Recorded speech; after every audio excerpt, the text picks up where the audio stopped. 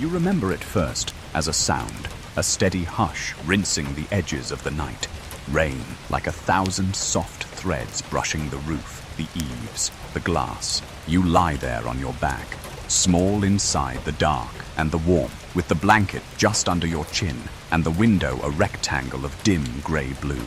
Your eyes are half closed, and the room breathes with you. The tick of the baseboard heater, the hum of something faint and electrical, the heartbeat paced tapping of droplets running down the window pane. You should be drifting, you think. You should be closing your eyes and dissolving into the easy sleep of a child after stories and warm milk and a light left on in the hall. But the storm has a secret, a tremble in its constant voice, and you can't stop listening. The hook is a blot of brightness that shouldn't be there. It's not lightning. There is no crack of thunder to escort it. It comes like a thought, like a sudden memory of noon pressed into midnight. The suggestion of a pale disk blooming through the rain, not above the trees, but among them, as if the night itself were a curtain, and someone just switched on a lamp behind it. Your chest tightens in a way you will never be able to entirely name. It is not terror, not yet. It is the dangerous calm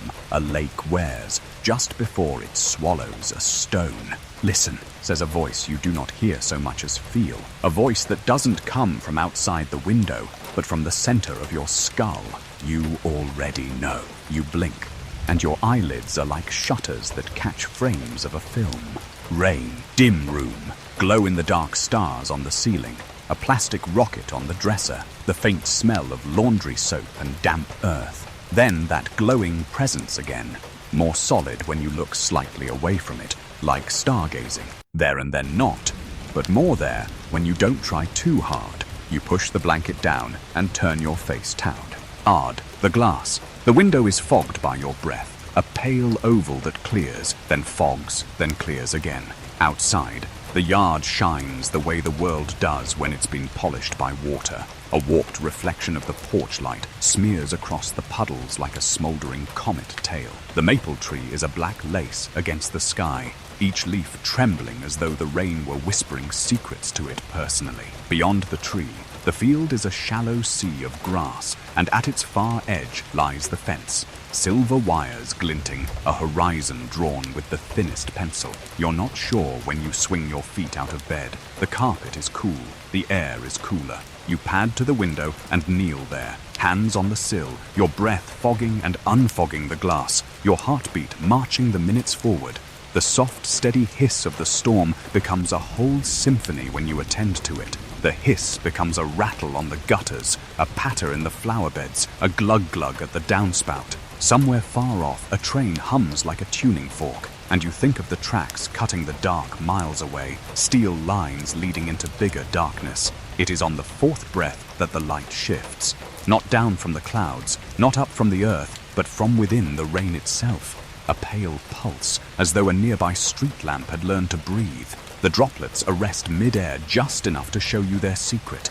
Each bead flashes from within, a scatter of tiny lanterns, and then the glow gathers into a single point, hanging above the field. Low, quiet, certain. No beam cuts the dark. No engine grinds.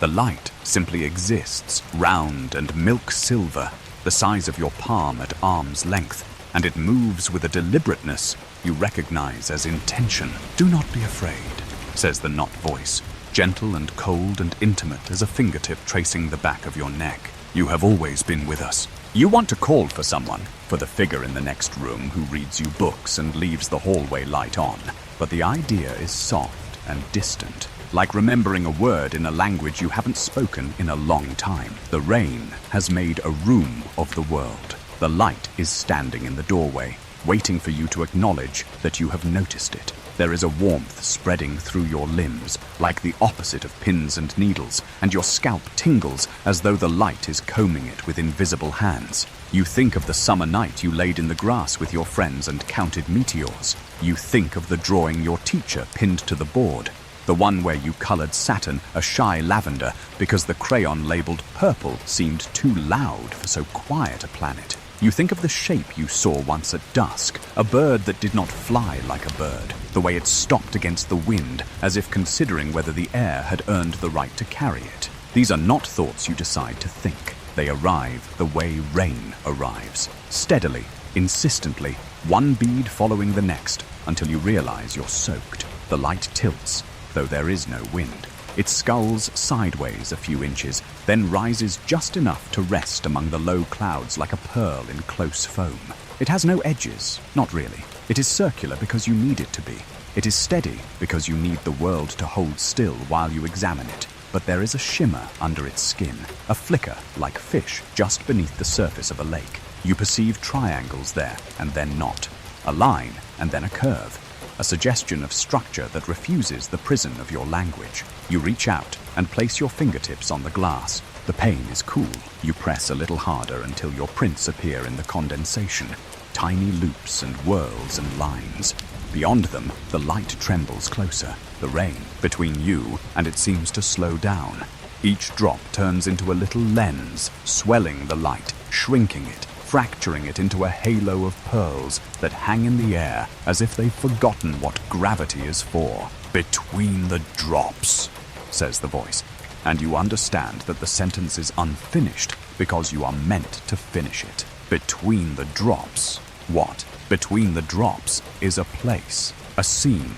Between the drops is where the world is thin. There is a flicker inside your head, like the twitch of a muscle just before you fall asleep. The room is both the room and not. The bed behind you is present and also not required. The house is a breath holding itself. The storm is a curtain drawn for a show that is only for you. The light lifts higher now and takes a second with it. No, that's not right. A second appears beside it, then a third, each small and precise, arranged with the sort of spacing that only something thinking would choose. They form a line. They form an arc. They form a triangle that breathes, each point swelling in brightness in a rhythm that answers your breath without quite matching it. You inhale, the left point gleams. You exhale, the right one softens. You are an instrument being tuned. Far off, thunder mutters like a sleepy animal. The maple leaf nearest the window shakes off a chain of raindrops that spangle the air between you and the light with a diagonal of cold sparks. You whisper to yourself just the tiniest sound, not a word, but the shape a word makes when it isn't quite born, and the old house creaks as if it has turned its head to hear. You become aware of something else. The way your skin holds a faint fizzing energy, as if you are standing near a screen charged with static. The hair on your forearms lifts. Tiny currents, too small to complain of, run across your scalp and neck. Your teeth feel strangely present, as if they've learned their own weight. And then there is the smell. Ozone, yes, but also something more complicated, like rain fallen on hot metal, and behind that, a colder scent, like the air in a freezer when you open it and stare for too long. The temperature in the room is the same, and also it is different where it touches you. Cool at your ankles, neutral at your knees, warm just at your throat. "Here," says the whisper, slipping underneath your thoughts, like a fish under ice. "We have always been here." Your eyes sting suddenly, not with tears and not with sleep, but with the imbalance that comes when a new light enters a dark place. The triangle alters again without moving, as if the geometry of its presence has been clarified. The points are not points, you decide. They are eyes, and they are also not eyes, because nothing you know has eyes like that. The darkness between them is not exactly a body, but it is exactly what a body would be if the night had sculpted itself into a visitor you could withstand. You do not run. You do not scream. Fear is present, of course, small, wiry, bristling, but it is braided with a more ancient sensation that you do not have a word for. Or, perhaps, but slowed down, soaked in warm water, set to the metronome of your heart. You are a very small thing in a very large universe, and when the large notices the small, there is terror and there is wonder, and they are not enemies. You slide the window latch out of its little brass seat without meaning to. The impulse doesn't belong entirely to you. The pain is heavy and sticks, then lifts with a quick, wet gasp, as if the house has drawn breath after holding it all these years. Rain-scented air spills into the room. sharp, clean, threaded with that cold note, and the hiss outside B. E comes louder, but not so loud that it drowns the other sound you hadn't noticed. A faint, high keening that isn't painful, but is precise, as if it were describing a line so fine your ears can barely trace it. The light answers the opening with a slow, inward pulse. The triangle is nearer now. You know this without measuring distance. Proximity is not a matter of feet, but of attention. You feel it as pressure behind the eyes, as warmth pooling at the base of your skull. If you closed your eyes now, you think you would still see it. The way you see the sun for a while after you look away, except softer, as though it is careful not to bruise you with its brightness. A drop of rain lands on your knuckle. It sits there like a perfect bead of glass. You watch it until it slides into the shallow valley between two bones and races toward your wrist. Another follows. You hold your hand out, and the storm places itself upon you, one dot at a time, cool and insistent. It feels like a message spelled in a script you have not yet learned to read. Remember, the whisper says, and this time it is your own thought, and this time it is also not. The room seems to lengthen. The ceiling vaults upward the way it does in dreams when you notice it. The corners deepen, shadows folding into shadows. You are aware of the history of this place. The wallpaper pattern like a quiet snowfall. The painted wood that knew other colors before this one. The old nail driven into the window frame by a hand that is now a photograph in an album that is now a box in a closet. You feel all of it holding you, and you feel all of it loosening its hold, one finger at a time, to let you step out. What steps out is not your body. This is important. Your body remains kneeling, hand through the open window, rain beading and sliding, breath fogging, then clearing the world. But something in you takes a small, agile step between the drops, as the whisper promised, and finds the field waiting. You are there, with your face still behind the glass, and you are also there where the grass folds under the weight of the storm, and the light is a few strides ahead of you, and the triangle is the size of a house, and then it is small again, and these are only different ways of saying it is where it needs to be. You taste metal. You taste stone. You taste the word for a color you will not know until much later. A blue that is not sky, not water, not bruised fruit, but something that lives between those names. The triangle opens the way an idea opens when you've been trying to remember it for days, and then suddenly it surfaces, bright and whole. Inside is not a room, but an arrangement of distances. They click into place, like magnets, finding each other's poles. On the dresser, your plastic rocket leans a little. The star stickers above your bed glow softly, as if taking a cue from the thing outside. Your pillow has learned your head so well that it keeps its shape even without you. It will be there when you return, you realize. It will be cool again against your temple. It will smell the way your hair smells. A little rain and a little sleep. The thought is a kindness the light gives you. You accept it with gratitude you feel in your throat. There is another sound now. Not the keening, not the rain. A series of spaced clicks, like someone tapping the teeth of a comb with a fingernail. Ticking that isn't clock ticking. Points marking a path. The triangle dims and brightens, dims and brightens. And you understand that the sequence is neither random nor cruel. It is spelling something, and the language it is using as your own sensory grammar. Heat, cool, light, dark, pressure release. To you it says, we are calibrating the distance between your fear and your curiosity. Something at the edge of the yard moves. Not animal, not wind. A taller, dark among darks, slim, inclined slightly toward the rain, as if listening to the conversation between sky and soil. You do not see a face. You understand a direction, a concentration of attention where a face would be. It regards you with a patience that is not human and is therefore not impatient. You put your hand a little further out the window, as far as you can without stepping on your bed, palm up as if you are offering to catch the rain for it. A drop strikes the center of your palm and splits. The dark thing shifts incrementally, 1 degree closer to you, as though what you have offered is not water, but a question. "Child of the house," says a voice like a thought listening to itself. "Child of the sky." Your heart does a slow, serious thing in your chest. You know that if it asked, you would climb out the window and into the wet, because the yard is not just the yard tonight. It is an antechamber, a threshold. The fence line is a line on a map from a book you haven't read yet. The field is yours and is also a landing. The rain is the sound of a veil being held aside for you. The maple tree nods heavily, the way an elder nods when it knows what you are about to do. Behind you, the house exhales once, as if giving permission. You remain kneeling. You remain still. All of your movement is happening inside. Slowly. How can something be this slow and still be motion? The triangle closes its brightness the way an eye closes to feel its own lids. And then the 3 points are one again, and the one reduces. And it is a pearl again, and it is a bead, and it is a pinhead, and then it is the mere idea of a light, like the afterimage of a star seen just before dawn. The tall, slim dark loses its density, frays around the edges like a shadow when the lamp is moved.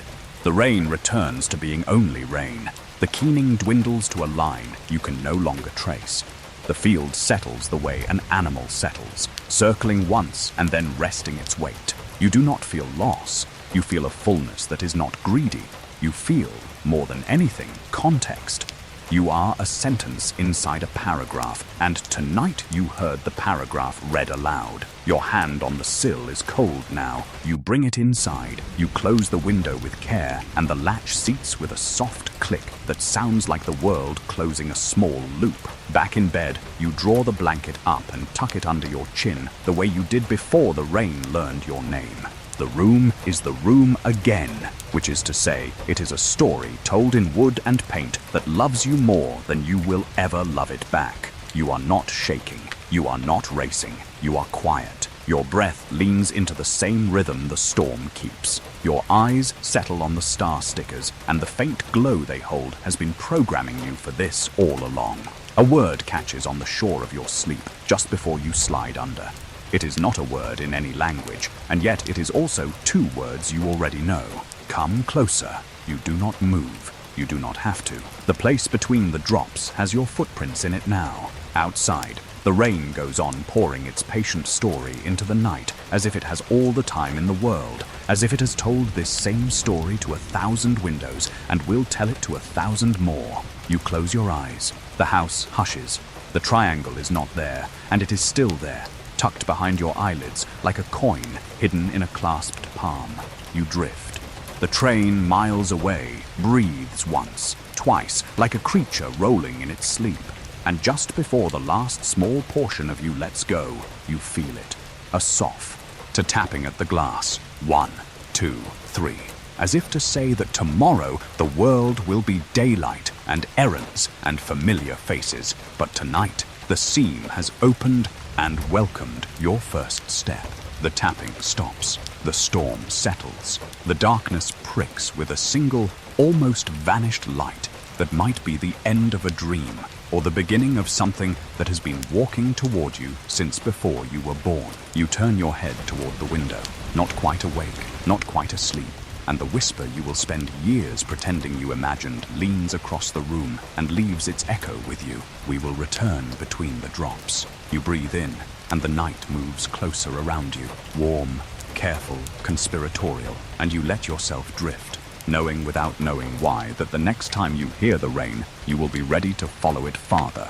The world of your childhood was quiet, in a way that now feels dreamlike, as if the air itself once held a softer weight. You remember waking to the rustle of trees that leaned against the side of your house, their leaves trembling with wind that never seemed harsh, but always whispered something private. Morning sunlight filtered through curtains that were pale and thin, painting the floor with shifting shapes of gold. Even then, before you had language for it, you sensed there was more in those patterns than light, something coded as though the sky was already speaking to you in symbols you could not yet read. Days stretched slow and unbroken, filled with the hush of small-town living, with voices carried lazily across fences and the ringing of bicycle bells echoing down gravel roads. You were always drawn to the edges of things, the end of the street where the pavement gave way to fields, the hollow under the old bridge where the creek trickled, the orchard whose fence was broken in one place just wide enough for you to slip through. There was safety in these boundaries, and yet each one seemed to hum with its own secret.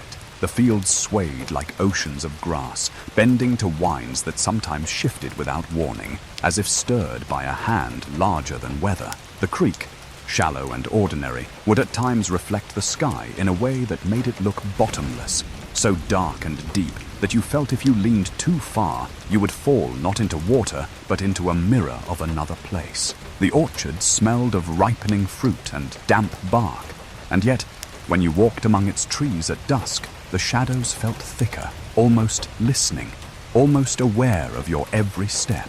Your room was your first observatory. The little plastic stars, glued to the ceiling, glowed faintly green long after the light was switched off. Constellations of your own design. You would lie on your back and stare up at them, tracing paths between their glowing points, making new maps every night. Sometimes you copied the charts from library books, but more often you made your own shapes. A hunter, a ship, a door opening into the unknown.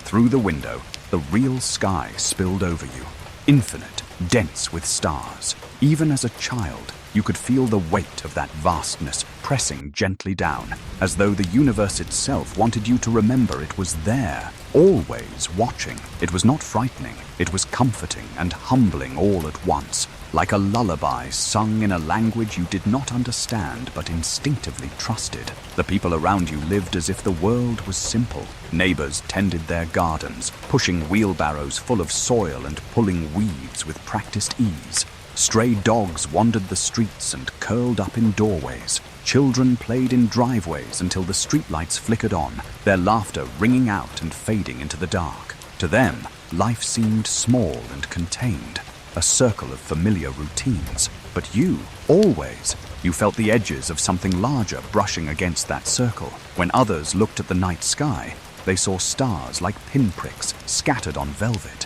When you looked, you felt the deep and endless silence behind those stars, like a theater curtain hiding a stage where something immense and patient waited. There were nights when you woke without knowing why. The house would be dark and hushed, your family asleep, and yet your eyes would open as if summoned. The air in your room felt charged, humming faintly, and your skin tingled as though brushed by invisible currents. You would sit up, holding your breath, listening to the ticking clock, to the creaks of wood, to the storm of your own heartbeat. Sometimes you walked quietly to the window and peered outside. Rain-darkened streets shimmered under the amber glow of street lamps, or moonlight silvered the tops of the trees, or mist spread like gauze across the fields.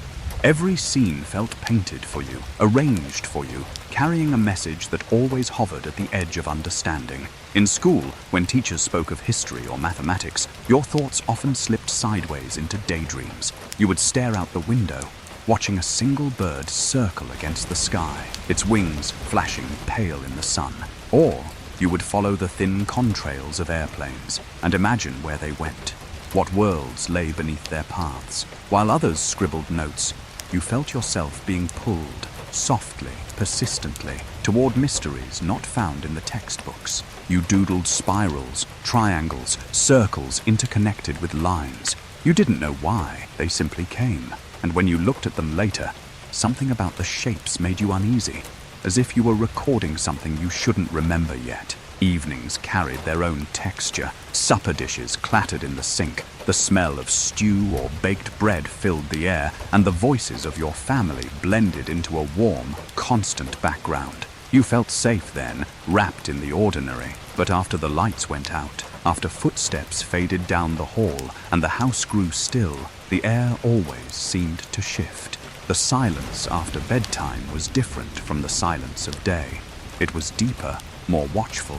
Shadows seemed longer, the corners of the room more pronounced. Sometimes, just before drifting into sleep, you swore you felt someone, or something, standing just beyond the doorway. You would open your eyes, but nothing was there. Only the ordinary hallway glowing faintly with the nightlight. Still, the sensation clung to you like a faint perfume, undeniable, impossible to explain. Your childhood was peaceful on the surface, yet threaded with moments of strangeness that would echo into later years. The fireflies blinking in summer fields looked, to you, like coded signals. The patterns in the clouds seemed deliberate, shapes drawn by a hidden hand. Even the wind had moods that felt personal, carrying whispers when it pressed against your ears. You could never tell anyone, of course. Who would believe that the world itself sometimes leaned closer, as if trying to speak directly to you? But in your bones, you knew. Childhood was not just games and lessons and the turning of seasons. It was also an initiation, a quiet introduction to mysteries that would not leave you, no matter how much you tried to outgrow them. The rain was always your companion through those years, the one constant voice that felt alive. You would lie awake and listen as it brushed the roof, rattled against the windows, and softened the world outside into a haze. In that sound, you sometimes heard patterns, pauses and flurries that resembled language, as if the storm were trying to teach you its alphabet. You never mastered it, but the memory of that cadence stayed with you. To this day, rain carries a familiarity deeper than weather.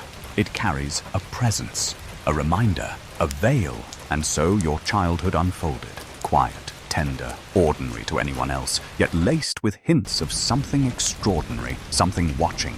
You lived in two worlds at once, the warm, safe circle of family and routine, and the wider, stranger silence pressing in from the edges. You did not yet know what that silence meant, but you felt its weight every time you looked up at the stars, every time the rain whispered, every time the night grew still and your breath caught without reason. When you think back now, you realize it was never only a childhood.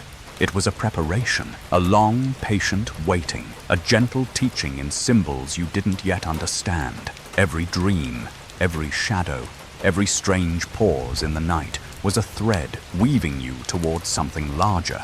You would not see it clearly until later, but the foundation was here, laid in quiet days and hushed nights, in a small town wrapped in fields under skies that had already chosen you.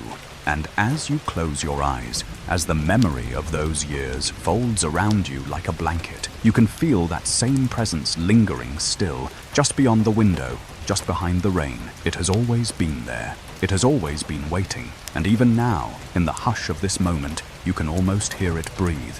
It begins as a night so ordinary, it might have vanished into the soft anonymity of all the others. Heat left over from a day that glowed like an ember, the smell of cut grass turning sweet in the dark, the street 2 houses over, quieting until it became only a line the moon traced with pale chalk. You step outside barefoot, the porch wood still storing a memory of sun, and the air meets you with a damp, welcoming breath. In the distance, a dog offers one half-hearted bark and then thinks better of it. Overhead, the sky is a patient bowl filled to the lip with stars, each one a pinprick of cold that makes the night feel taller. You do not expect anything from this darkness. You only come to stand inside it, to feel the smallness that comforts you, to listen to the locusts chime from the trees like 1,000 delicate wound-up clocks losing time at different speeds. You lean your shoulder against the porch post and you let your gaze loosen,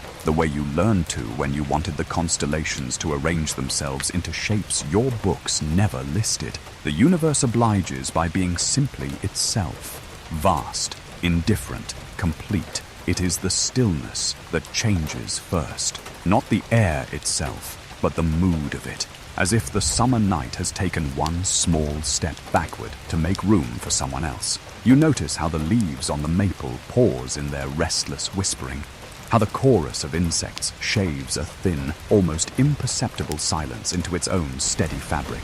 The porch light hums, but under that hum, another tone begins to draw a line your ears cannot quite follow. High, distant, a thread so fine it might be only the idea of sound. You rub your arms without meaning to. You are not cold, but the skin there prickles as if it has just read a sentence it won't admit to understanding.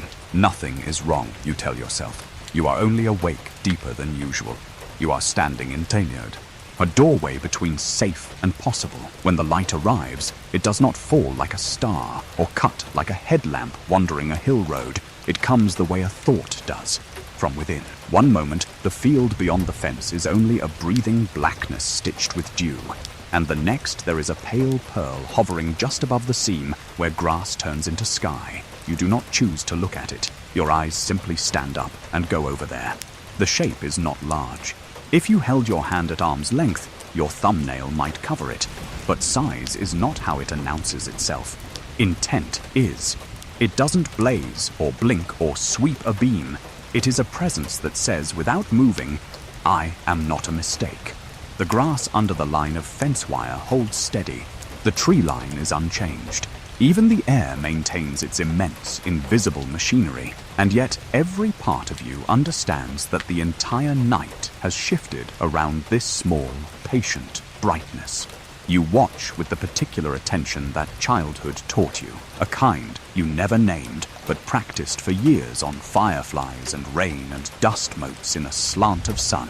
The light steadies into a circle without hard edges, a coin pressed through milk, and you try to find the little tremble of heat shimmer you've seen over paved roads in August. There is none. The light is not heat. It is not flame. It is not an airplane either. Airplanes declare themselves with red and green and white, with sound that claws the sky. This is something like a breath being held. Every 6 or 7 heartbeats, the brightness swells and then softens. Not a pulse exactly, but a thoughtful adjustment, as if it were testing the room it has just entered. When you look straight at it, you see a smooth hole. When you look a degree to the side, your old trick for shy stars, you catch the slightest internal motion, a suggestion of facets turning, of geometry reconsidering self and slipping into a gentler solution.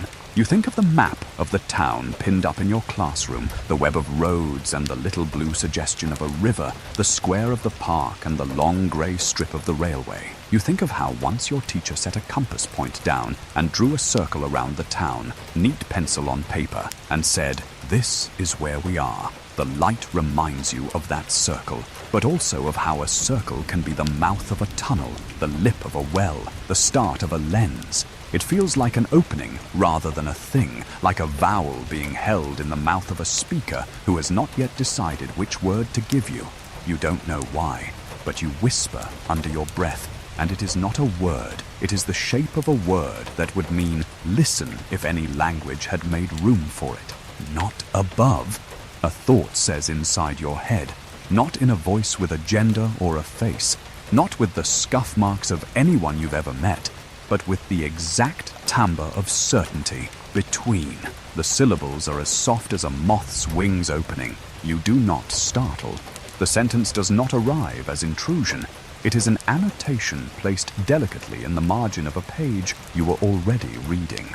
Between what, you wonder, and the night obligingly offers you answers? Between stars and earth, between seeing and recalling, between the life you have been living and the life that has been waiting. The light shifts. That is the only word you have, though it fails.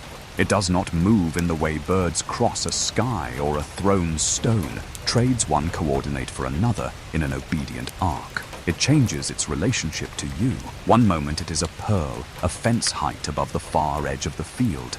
The next, it is 3 finger widths higher and to the left, and you feel no interval between. It is as if the place it had been was an old thought, and this new location is a corrected version, the way you might nudge a photograph a fraction of an inch straighter on a wall. The impossible quiet of it is part of the argument it makes to your senses. Even the insects seem to bow their saws when it slips from one position into another, only to take up their little songs again once it settles. You realize you have been holding your breath. You let it go slowly and watch the way the light seems to answer, not by brightening, but by attending more fully. Behind you, the house keeps its soft domestic note. Someone sets a glass in the sink. The refrigerator murmurs. A floorboard ticks as it cools. Those sounds reach you from a distance that has nothing to do with feet. The porch is still the porch, and your bare toes are still learning the exact grain of the plank beneath them. But you feel that if you turned around now, You would see your house from far away, as if the yard had lengthened into a meadow and you were standing on its outermost rim. You do not turn. There is a kindness in the way the light holds your attention steady. It does not pull. It invites. You step down, one quiet foot to the packed soil, then the other. The yard presses itself into your soles. The grass is cool and soft. In the corner of your eye, a patch of clover glints where dew holds the moon in 100 tremulous mirrors. Do you see us? The thought asks. Except there are no question marks in it. Questions imply the possibility of no, and this does not. Do you see us now? The grammar is unfamiliar, and the now stretches wider than usual, as if the word has been printed in a bigger font. You understand without deciding that us is not a countable number. It is also not a we that excludes you. Us means a perspective that includes your eyes, your breath, your heartbeat, stringing beads of seconds onto themselves. You nod, which feels silly, which also feels exact. A breeze chooses this moment to comb through the maple, and the leaves applate. At once, quietly, you take 3 more steps. The fence line is 30 paces off. The light waits halfway between the fence and the first rank of trees at the field's edge. Its glow either dampened or enriched by the slight ground haze left from heat sinking into soil. From somewhere to your right, a night bird lets go a liquid sound and then carries it as it flies once across the dark, the noise bending in pitch as if it were a ribbon twisting. You think of all the ordinary explanations you are supposed to reach for. Weather balloon, distant helicopter, prank. But each one arrives carrying too much machinery, too much noise, too many corners. This brightness is subtracted rather than added, like a simplification that leaves only the necessary symbols standing in a cleaned equation. You remember your plastic rocket on the dresser, the one you launch with the pressure of your breath and your thumb. You remember the glow in the dark stars laid across your ceiling like notes on a staff. You remember the way rain has spoken to you in its private grammar. All of those memories lean forward now, as if they had been listening for this cue. Every sign you failed to name settles in your chest and becomes weight. It is not heavy. It is the pleasant gravity of something true. Your skin hums again, the same small fizz that made you rub your arms a minute ago. And inside that hum, there is a pattern, pulses separated by a tactful weight, almost like the feel of your name when it's thought by a person who means it. Without warning, the light elongates. It is still circular, but it is also taller than it was a second ago, as if someone had drawn it out along an axis you cannot see. The edges feather into the air, the center grows milk white, then pearl again. For a heartbeat, you think you glimpse structure under that glow, a suggestion of 3 tiny, darker pricks, arranged as if someone had started to sketch a triangle, and then changed their mind. You do not know enough yet to be afraid of triangles. You only note the way your breath sinks to the rise and fall of the radiance, your exhale coinciding with a gentle dim, your inhale with a tender swell. You are being included in a body that is not yours. You accept. There is time in your memory after this, and there is also a valve in it that closes without harming you. Later, you will be able to say with certainty that you stood in your yard for some interval between minutes and hours. You will be able to report that you did not blink very often, that your eyes watered and then forgot the point of doing so. You will be able to tell yourself that your thoughts went very thin and then very wide, like gold hammered until the smith can see light through it. You will not be able to summon the exact sequence of the following events. That is all right. The sequence was never the point. Things condense. The light dims to a thoughtful, willing smallness that makes the night around it seem fuller rather than emptier, and you feel it attend to you with gratitude, perhaps. That word lands shyly, but stays. You lift your hand without quite meaning to. Your palm faces the field, and for a childish moment, some part of you pretends you can feel warmth on your skin from across that distance. But what comes, surprisingly, is cool, a soft, precise cool, as if someone traced the lines in your palm with a fingertip dipped in water held just above freezing. Your hand does not move. Nothing touches it, and yet it is touched. The level of detail you can feel is astonishing. The tiny ridge of a scar you got when you were 5. the faint indentation where a pencil rests when you write, the pulse that lives shyly at the heel of your thumb.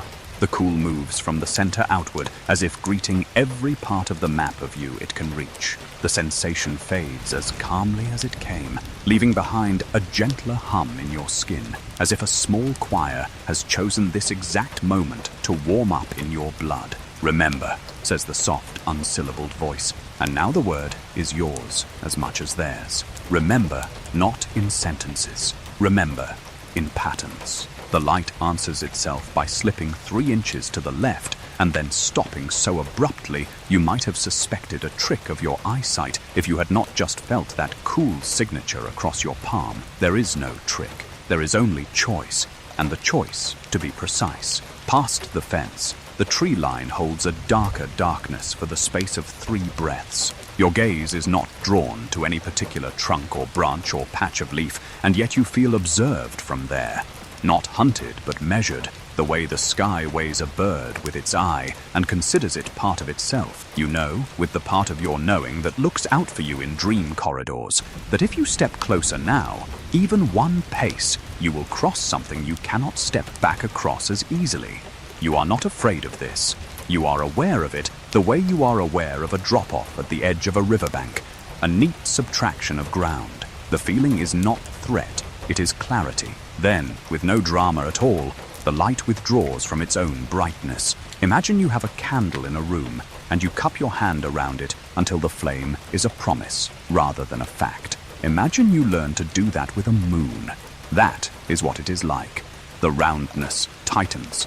The pearly tone folds itself into something whiter, then softer, then not there, except it is there, because your eyes refuse to admit a hole where first there was song. You stare. The insects thrift their sounds in again. The breeze measures the leaves. Your hand feels less like your hand again, faithful and unremarkable. On the porch, the light hums its household lilt, and you find you can hear the hum all the way down the wiring inside the walls, as if the house has been counting along with you. You do not run inside shouting. You do not even look around to see if anyone else has been looking. A fresh part of you wants to guard this. You hold it the way you might carry a bowl of water full to the lip and choose each step so the surface remains unbroken. You draw a breath you intend to be the breath of a person doing nothing special on a summer night. You hold that breath a fraction longer than usual and then release it, shaping the empty air into a placeholder for words you will not say. You step back onto the porch and feel the old familiar roughness under your soles. You lean once more against the post, the way you stood before the world drew aside its curtain. You listen. The night resumes the posture it wears when it wants you to believe it is made of only the pieces you learned to name. Inside, you wash your hands without knowing why. The water runs cold from the tap, then warmer. You watch the way it beads along the lines in your palm, and for a breath, the pattern means something. It is a diagram you could follow if only you had a second hand, a third eye, a pocket of time you could tuck into your mouth and hold there. The meaning fades as quickly and kindly as it arrived. You dry your hands on a towel with a floral border and feel the quiet weight of your body like a robe you have put on. Sleep does not come quickly, though it does nestle you the way it always does once you arrive. Lying in the almost dark, only the soft rectangular suggestion of the window and the scattering of faint star stickers above, you practice holding 2 truths in your chest without letting them fight. The truth of the house and the truth of the field. You, a room, does not argue with the field. The field does not ask you to betray the room. The night pulls your breath into its own tide and lets it go. As you drift, you hear a last thought slide under your skull and rest there like a coin under your tongue. Between the drops. You do not understand why the phrase chooses this moment when there is no rain to lay itself down. You do not have to. Understanding is a door. Tonight, you are simply the threshold. In the morning, the world will behave as if nothing of note has transpired. Sun will throw its generous geometry over the kitchen floor, catching in the steam that rises from a mug and making a brief private cathedral there. A bee will test each open flower along the fence. Somewhere in a closet, a cardboard box will settle and make a sound. A human ear always misnames. You will walk the length of the yard and find nothing out of place. Not even a scuff in the dirt to prove a hovering pearl once chose your field as a station. You will tell no one. When you pass the mirror on your way out, you will see your face the way you always have, except that now your eyes will carry a sheen you cannot scrape off or explain. You will look away. Later, days or weeks, no more, you will hear a handful of children talking near the bus stop, their voices too bright with the thrill of telling the forbidden. You will catch the word lights and the word field, and the words not planes and a triangle, swear. You will lower your eyes to your shoes to hide the way your heartbeat has found that tactful hum again, the way your skin has remembered its small silver choir. You will not step into their circle. You will keep the bowl level.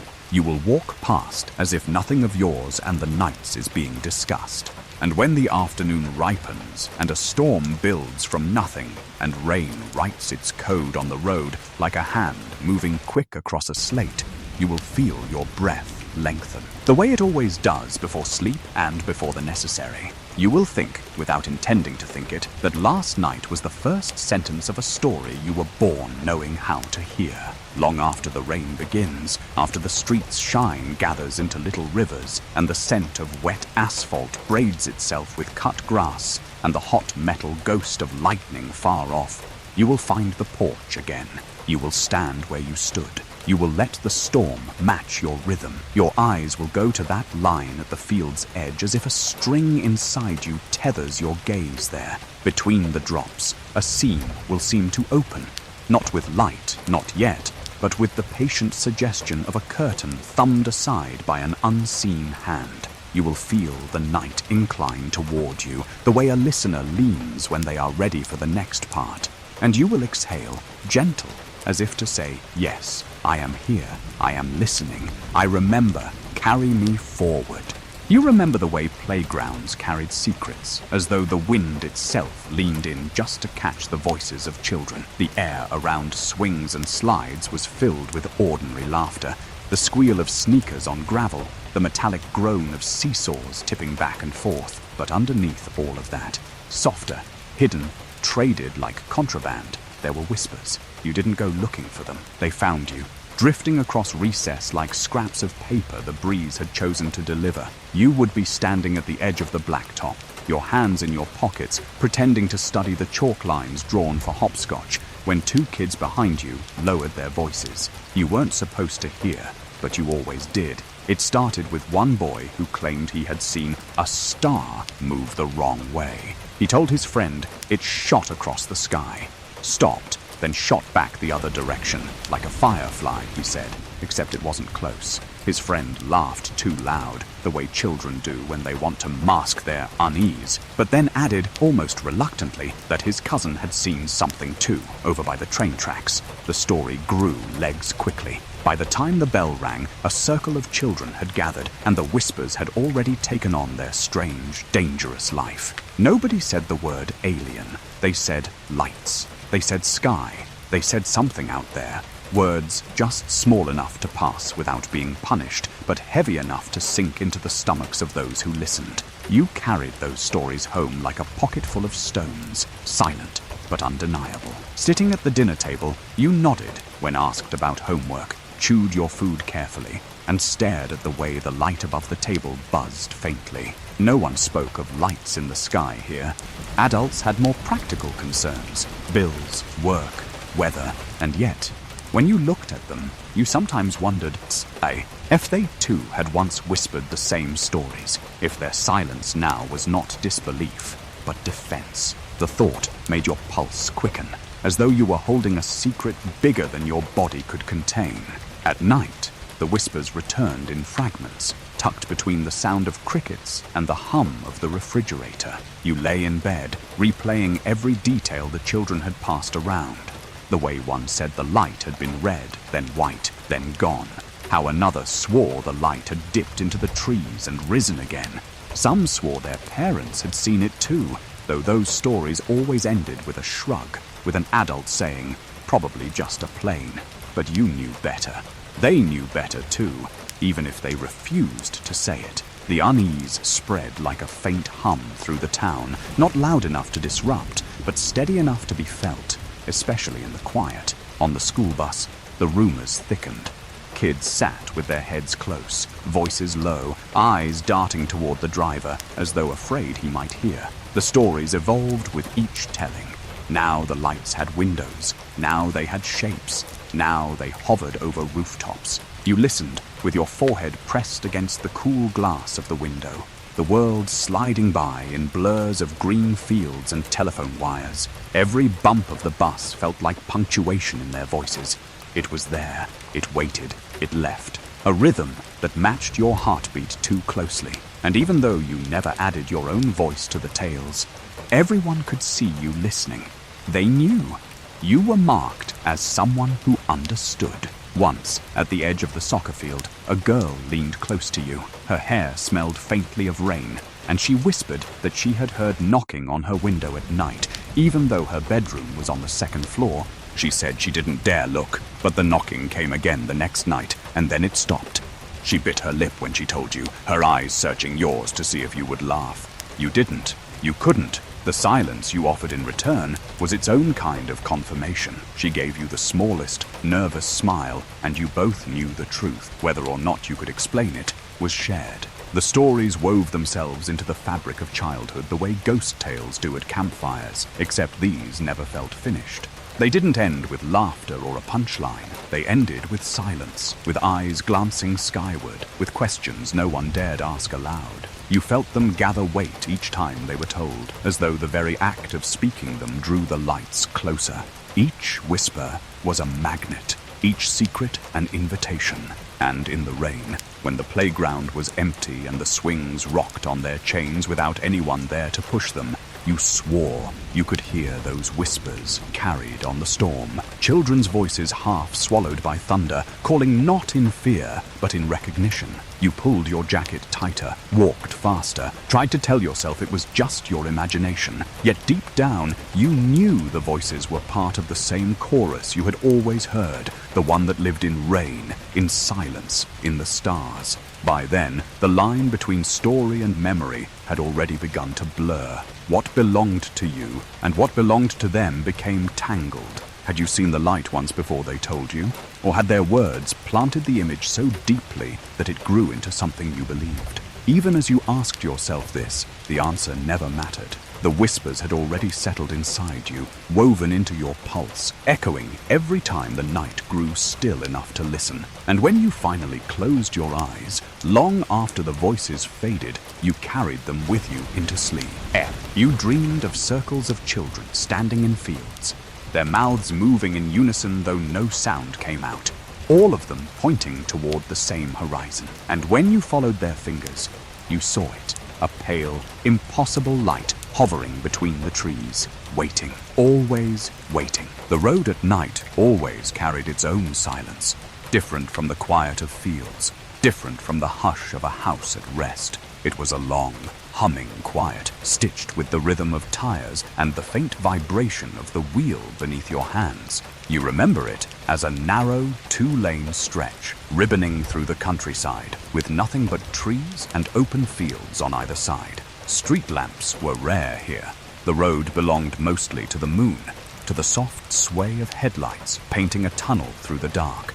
You drove it because you had to, but also because some part of you liked the solitude, the sense that the world had thinned down to nothing but asphalt, shadow, and sky. On this night, the air was heavy with dampness, as though the storm from the afternoon still lingered in the ground.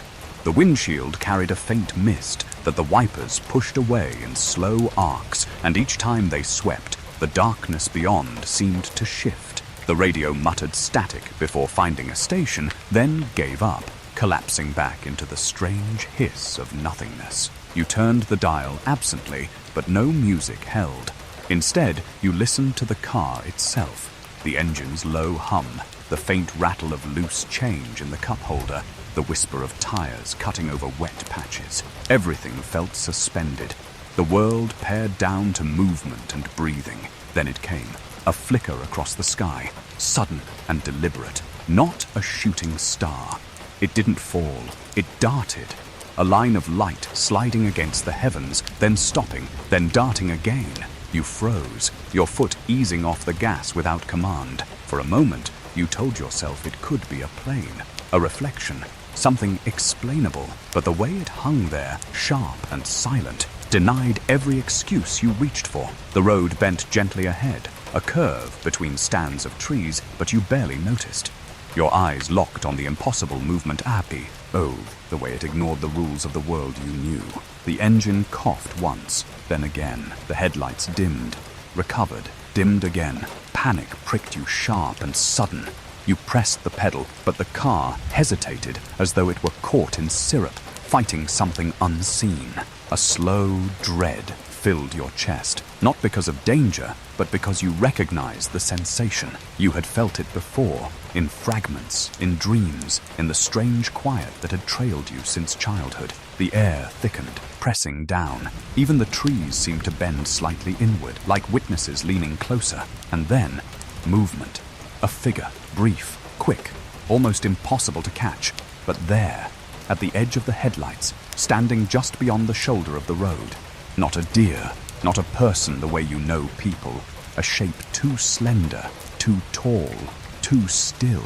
The beams of your car brushed it only for a second, and yet it left an imprint deeper than sight. You felt your skin tighten, the hair on your arms rise, the sense that every nerve was suddenly listening. The headlights shuddered, flared bright, then dimmed again, as if in answer. When you blinked, the figure was gone. Or had it stepped back? Or was it still there, cloaked in a shadow deeper than the dark itself? The car jerked forward, the engine catching as though nothing had happened. You gripped the wheel tighter, your breath loud in your ears. The light in the sky had vanished. Or maybe it was still there, watching from a place just beyond vision. You couldn't tell. All you knew was that the road ahead stretched endless, the white lines flashing by like a pulse, pulling you forward while part of you longed to stop, to turn around, to understand. But you didn't stop. You drove on, the memory of that shape lingering in the air around you, stitched into the silence that followed. And even when the car steadied, even when the headlights held firm, even when the radio crackled back to life with the voice of a late-night host telling stories to no one in particular, you knew something had changed. The road was not empty anymore. It had never been empty. By the time you reached home, hours seemed to have folded in on themselves. You weren't sure how long the drive had taken, or what bends you had passed, or even when the mist had cleared. The porch light looked smaller than you remembered, the house quieter, the world too ordinary after what had pressed against it. You sat in the car with the engine ticking softly, staring out into the dark field beyond your yard, half expecting to see that figure again, waiting, patient, woven into the shadows. You went inside eventually. You turned the lock on the door, though you knew locks had no meaning against what you had felt. And when you lay down, staring at the ceiling in the dim light, your body exhausted, but your mind restless, the memory of that flickering light and that slender figure repeated itself, looping over and over like a film caught in its own reel. You closed your eyes, hoping for sleep. But behind your eyelids, the road stretched on, endless, wet, and dark, waiting for you to return. You wake with your hands still on the wheel. The world around you is dark, heavier than night should ever feel, as if the sky itself has lowered until it presses against the roof of your car. The engine hums faintly beneath you, steady now, but you don't remember when it caught again, or how long it's been running. Your headlights throw their pale glow over the gravel of your own driveway, but the memory between the road and this arrival is gone, slipped out of reach, like a dream that vanishes the moment you try to hold it. You glance at the clock on the dashboard. The red numbers blink back a time that feels wrong, hours later than it should be. You replay the route in your head, the curve of the road, the shadow at the edge of your headlights, the sudden falter of the car, and then nothing. A hole where minutes, maybe hours, should live. You press your fingers into the steering wheel as if the texture of the leather might bring the missing pieces back. But there's nothing, only silence. Only the slow realization that the world has moved without you. Your body carries a strange echo. Your arms feel both heavy and light, as though they belong to you, and not to you. Your chest hums with a vibration too low to be sound. Like a tuning fork touched against your sternum, you swallow hard. The air in the car smells faintly metallic, faintly sweet, faintly wrong. For a moment you think of hospitals, of machines that breathe and pulse and record. But this is not a hospital, not a place of safety. This is your driveway, your car, your world, but thinner somehow, as though a layer has been peeled away and you've returned to a version that is close, but not exact. You step out into the night. Gravel crunches under your shoes. The house looms familiar. The porch light pools its golden glow across the steps. All of it is home. All of it feels altered. The shadows are too deep, as if they've been stretched. The trees sway through the air is still. Somewhere a dog barks once, then cuts itself short, silenced by something unseen. You stand there for a long time, waiting for the world to realign, waiting for your memory to find its way back to you. It never does. Sleep comes restlessly when you finally crawl into bed, and with it, dreams. Strange corridors of cold metal, walls that breathe with faint pulses of light. You float more than walk, your body lighter than air, your arms drifting at your sides. Shapes move near you, tall and silent, their features hidden by the glow that outlines them. They do not touch you, and yet you feel touched. You hear them without sound, their words echoing inside your skull. You are here. You have always been here. You want to ask questions, to demand answers, but your mouth does not form words. Only your thoughts stretch outward like hands in the dark.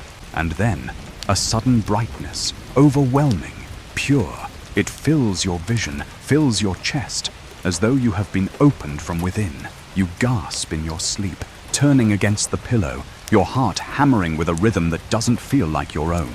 You wake drenched in sweat, the sheets twisted around you, your breath sharp and shallow. The room is silent, the window is dark, but your body hums with that same vibration, low and steady, a reminder that the dream was not just a dream. The morning comes too brightly. Sunlight spills across your room as if nothing has happened, as if the night before was only a trick of exhaustion. But when you check your reflection in the mirror, you see something new, faint shadows under your eyes, a paleness to your skin, and a gaze that lingers too long on its own reflection. You touch your face, searching for proof of something you cannot name.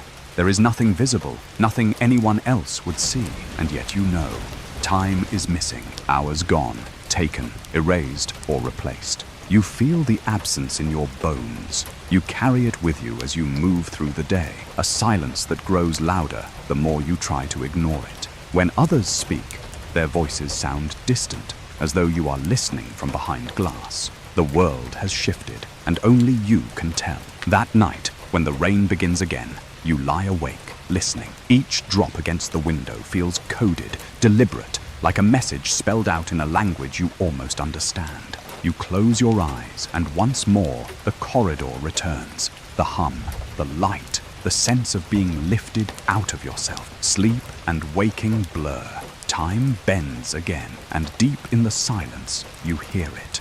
A voice that is not a voice, whispering from the scene between moments you will not remember, but you will not forget. And with that paradox wrapped around you like a shroud, you drift into the kind of sleep that doesn't heal but waits, patient for the next opening in the night.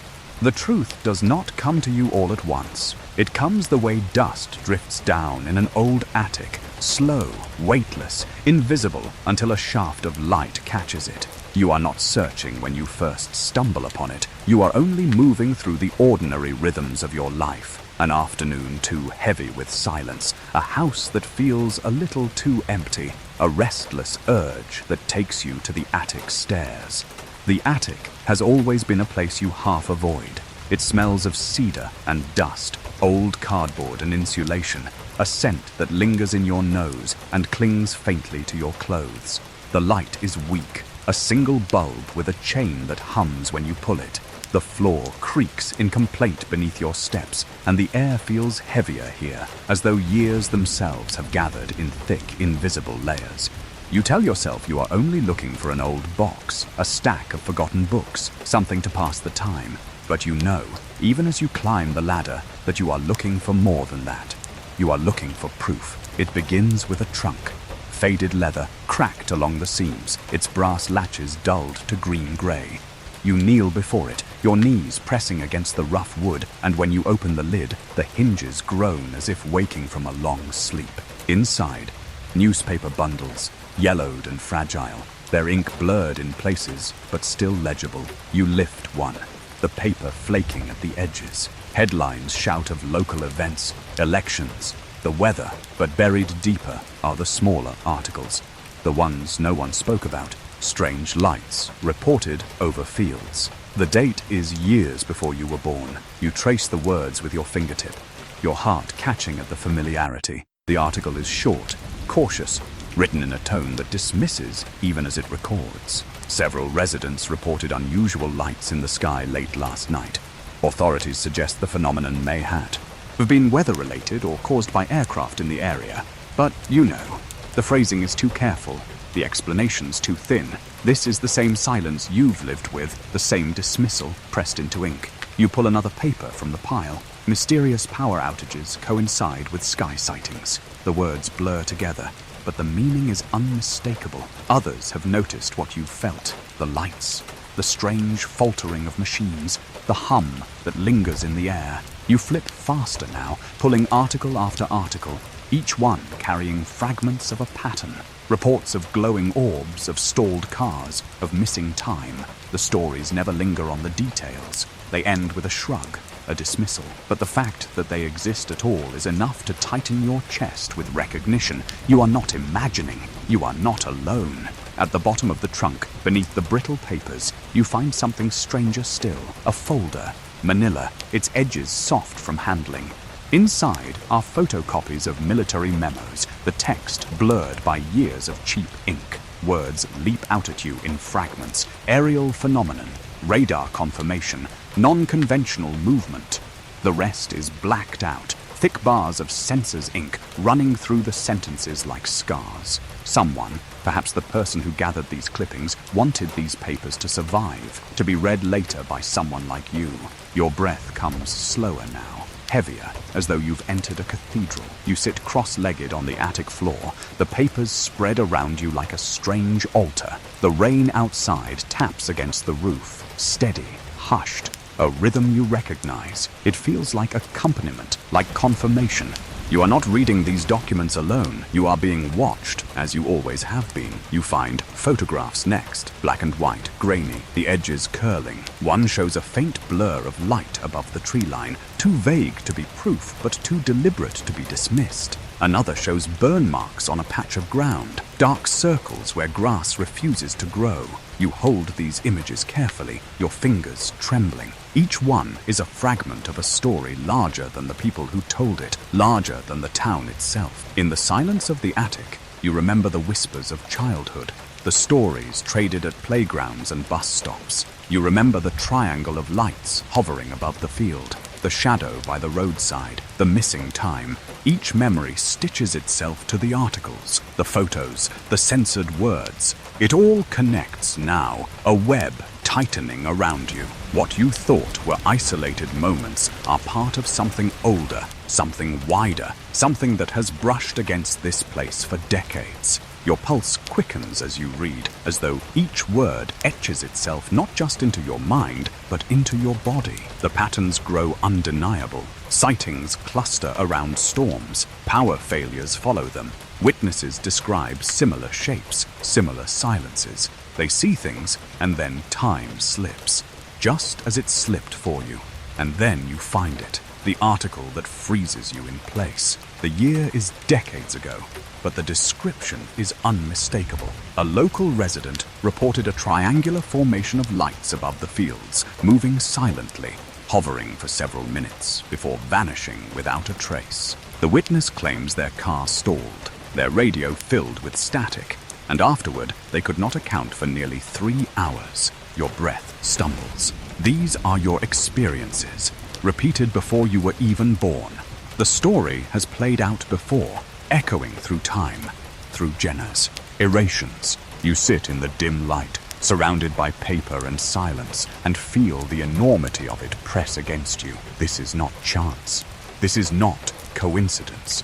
This is a pattern written into the history of your town, into the very air you've breathed since childhood. The rain above seems louder now, urgent, as if reminding you that the same sky hangs over you still, that the same watchers still linger. You gather the clippings carefully, stacking them into a pile, but the weight of them lingers in your hands long after. It feels less like discovery and more like inheritance. You are carrying not just papers, but a legacy of silence, of cover-ups, of truths buried under dismissals. And you realize with a shiver that by opening this trunk, by reading these words, you have stepped into that legacy fully. You are no longer just a witness. You are part of the story. That night, when you lie awake, the rain continues to whisper against the glass, but the sound is different now. It feels coded, deliberate, as though the storm itself is writing messages on the window for you to decipher. You close your eyes and see the headlines, the censored lines, the blurred photographs. You see the triangle of lights hovering just above the field, patient and silent. You see the figure at the roadside, waiting in the beam of your headlights. You see the gap in your memory, hours swallowed by something you cannot name. And then you hear it. Not outside, not inside, but somewhere in the scene between.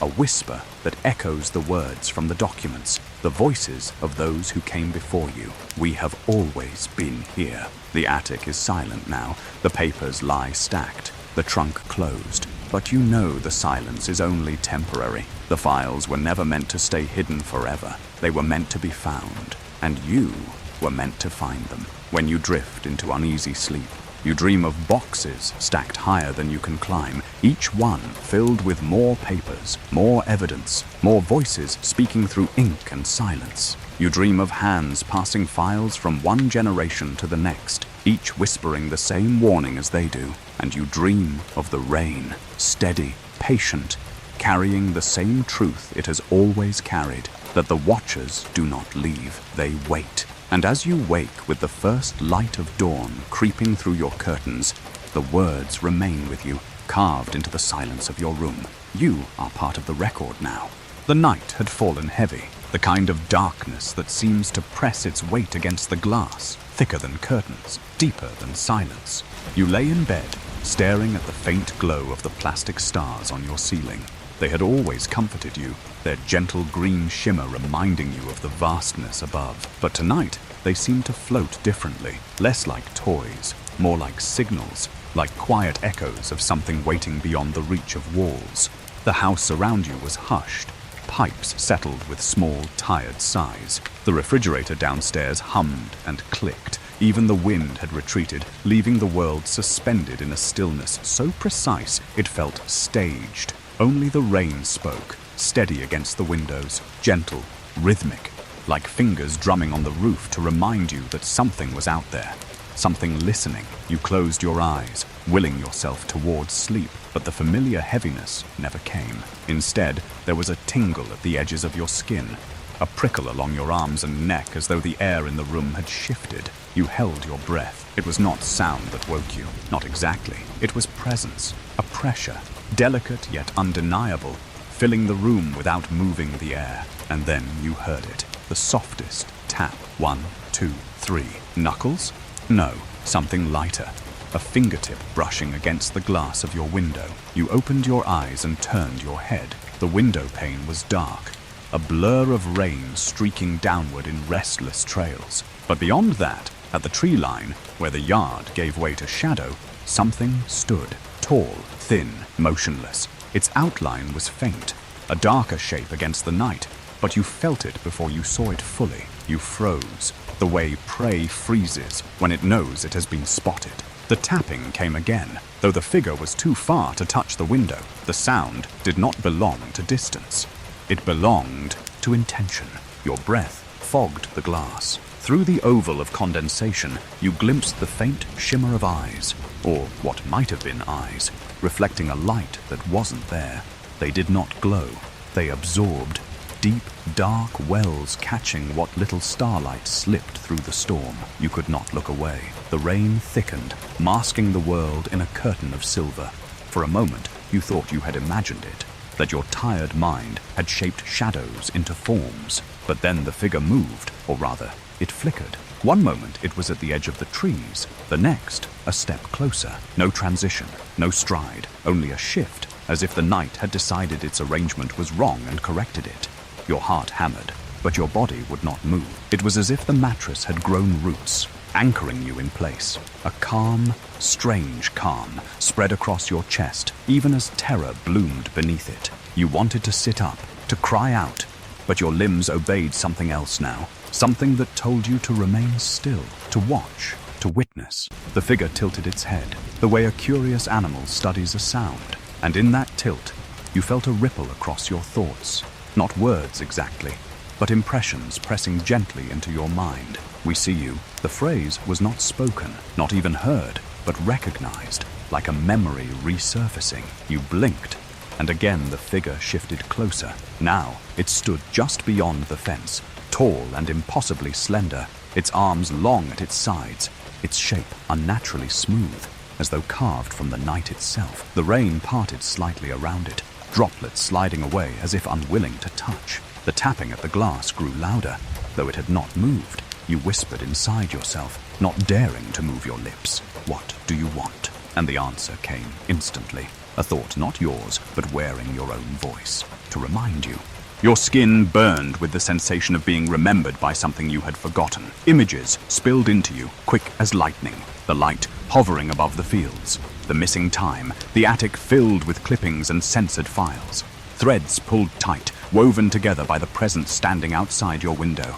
You had always been part of this, it seemed to say. Always. The figure raised one hand, impossibly long fingers spreading like branches. It did not touch the window, but you felt the echo of its hand against your chest, against your breath. The tapping stopped. The silence that followed was worse. It filled your ears, your veins, your skull, until you thought you might drown in it. And then, faint and soft as mist, came the whisper. Inside, not outside, not yet. The figure flickered again, farther now, dissolving into the rain. One blink, two, and the yard was empty, only the fence and the swaying trees. Your breath rushed back into you. You rolled to your side, clutching the blanket, your body shaking though you had not moved. Your pulse thundered, yet beneath the fear was something else.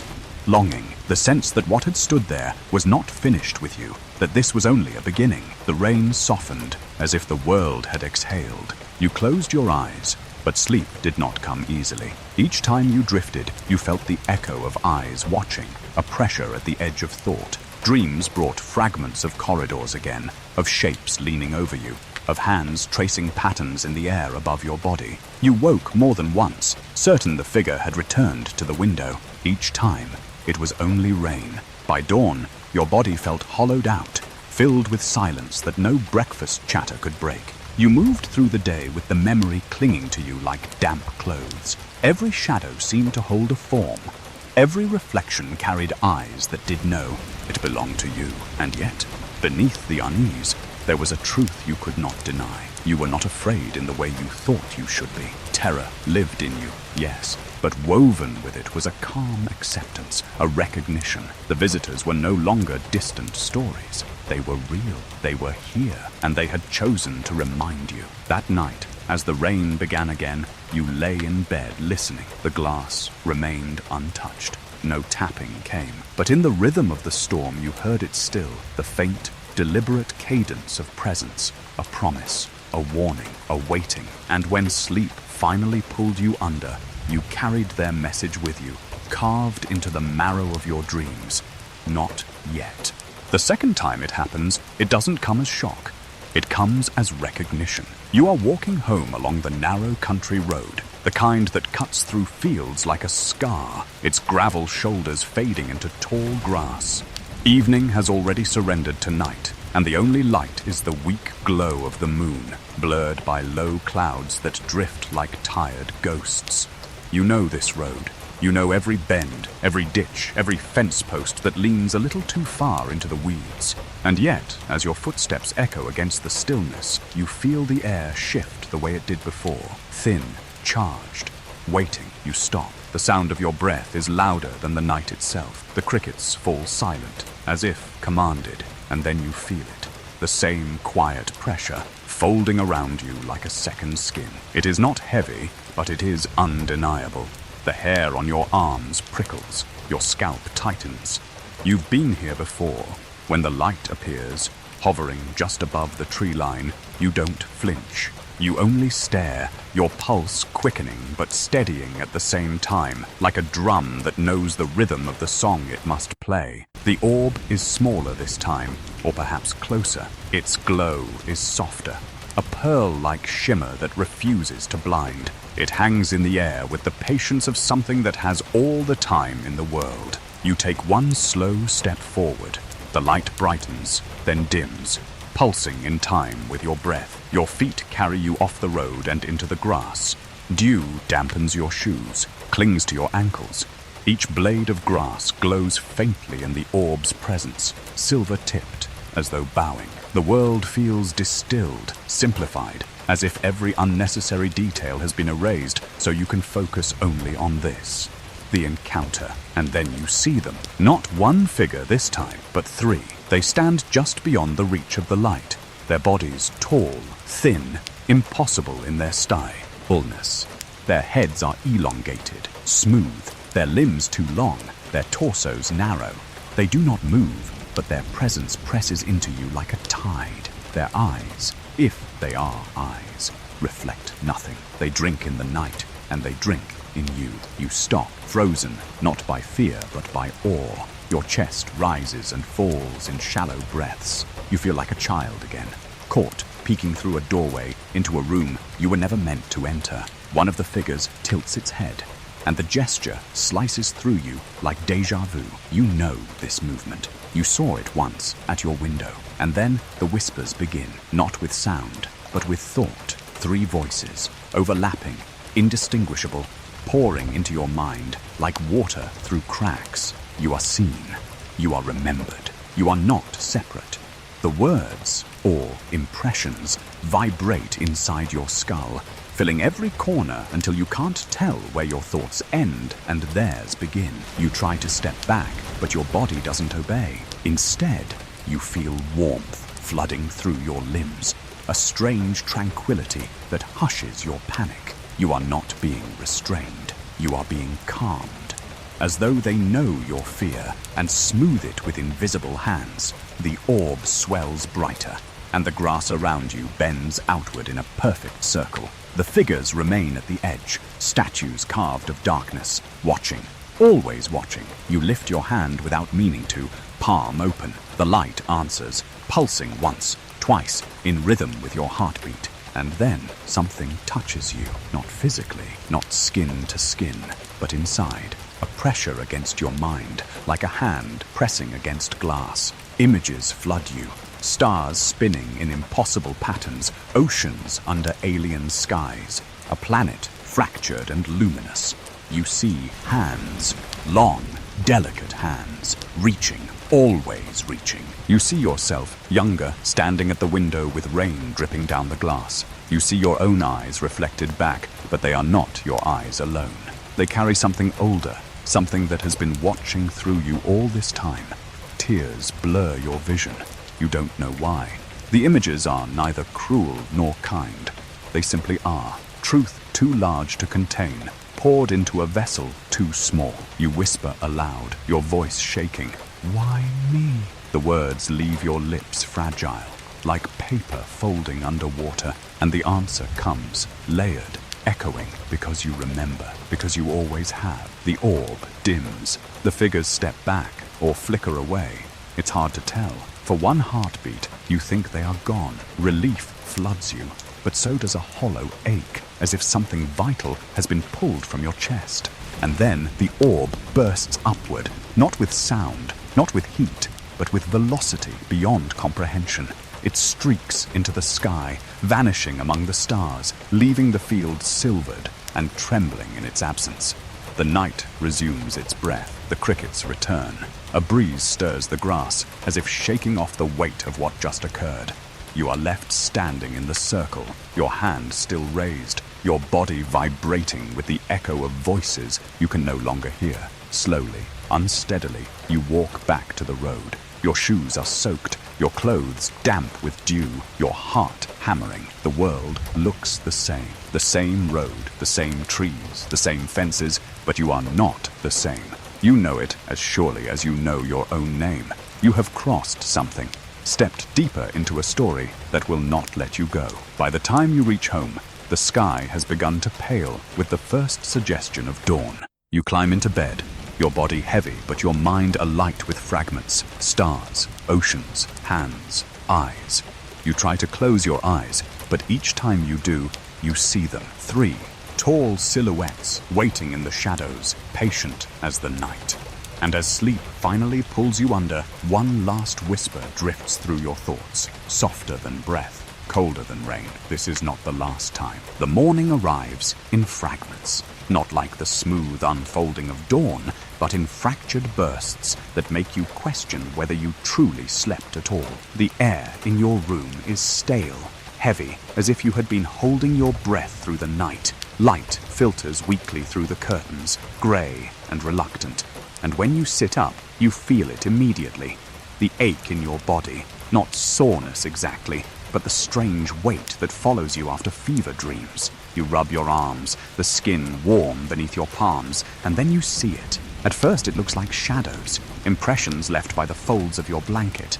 But as you lean closer, heart climbing into your throat, you realize the shapes are too precise, too deliberate. On the inside of your forearm, just below the elbow, 3 small marks form a perfect triangle.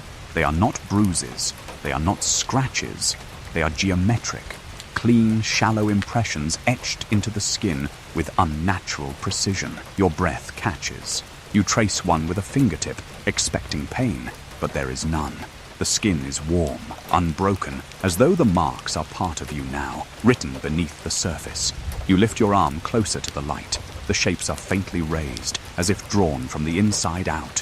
For a moment, they shimmer, the way dew glints when morning sun touches it, then fade back to dull redness. You scramble from bed, heart hammering, and stumble into the bathroom. The mirror does not soften the truth. The triangle is there, sharp against the pale of your skin. On your wrist, another set of marks waits, smaller, dots arranged in a line, perfectly even, like beads strung on an invisible thread. You push your sleeve back, frantic, searching your shoulders, your chest. On the side of your ribs, you find more, faint circular patterns, etched like the designs of coins pressed briefly into flesh.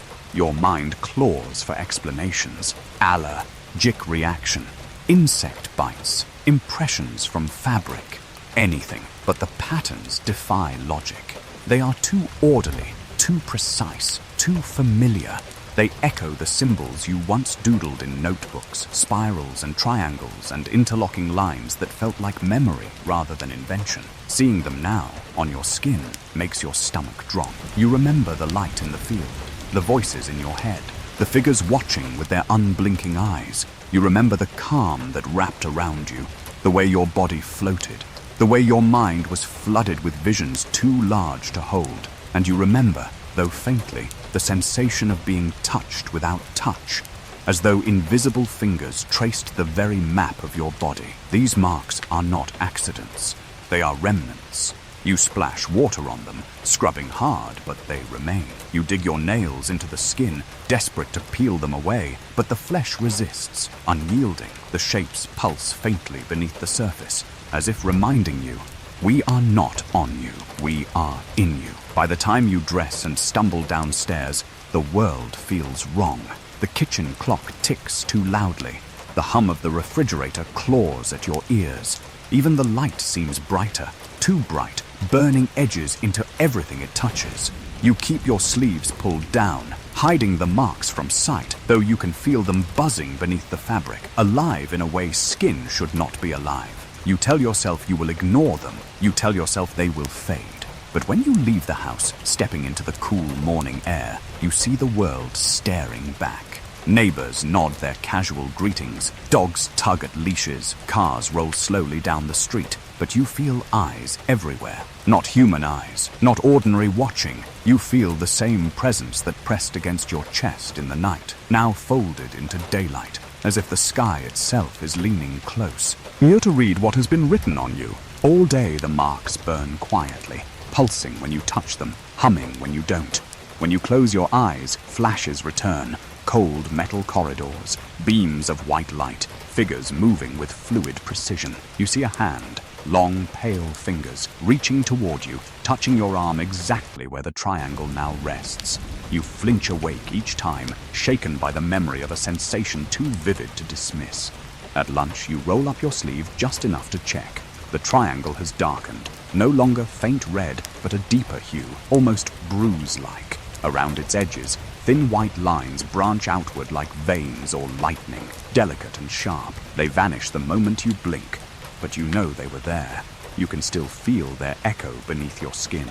You avoid mirrors for the rest of the day. You don't want to see your reflection carrying symbols that don't belong to you, but when night falls, you can't resist. In the dim light of your bedroom, you lift your sleeve again. The marks gleam faintly, phosphorescent, as though they have absorbed the memory of the orb's glow. You whisper into the silence, "Why me?"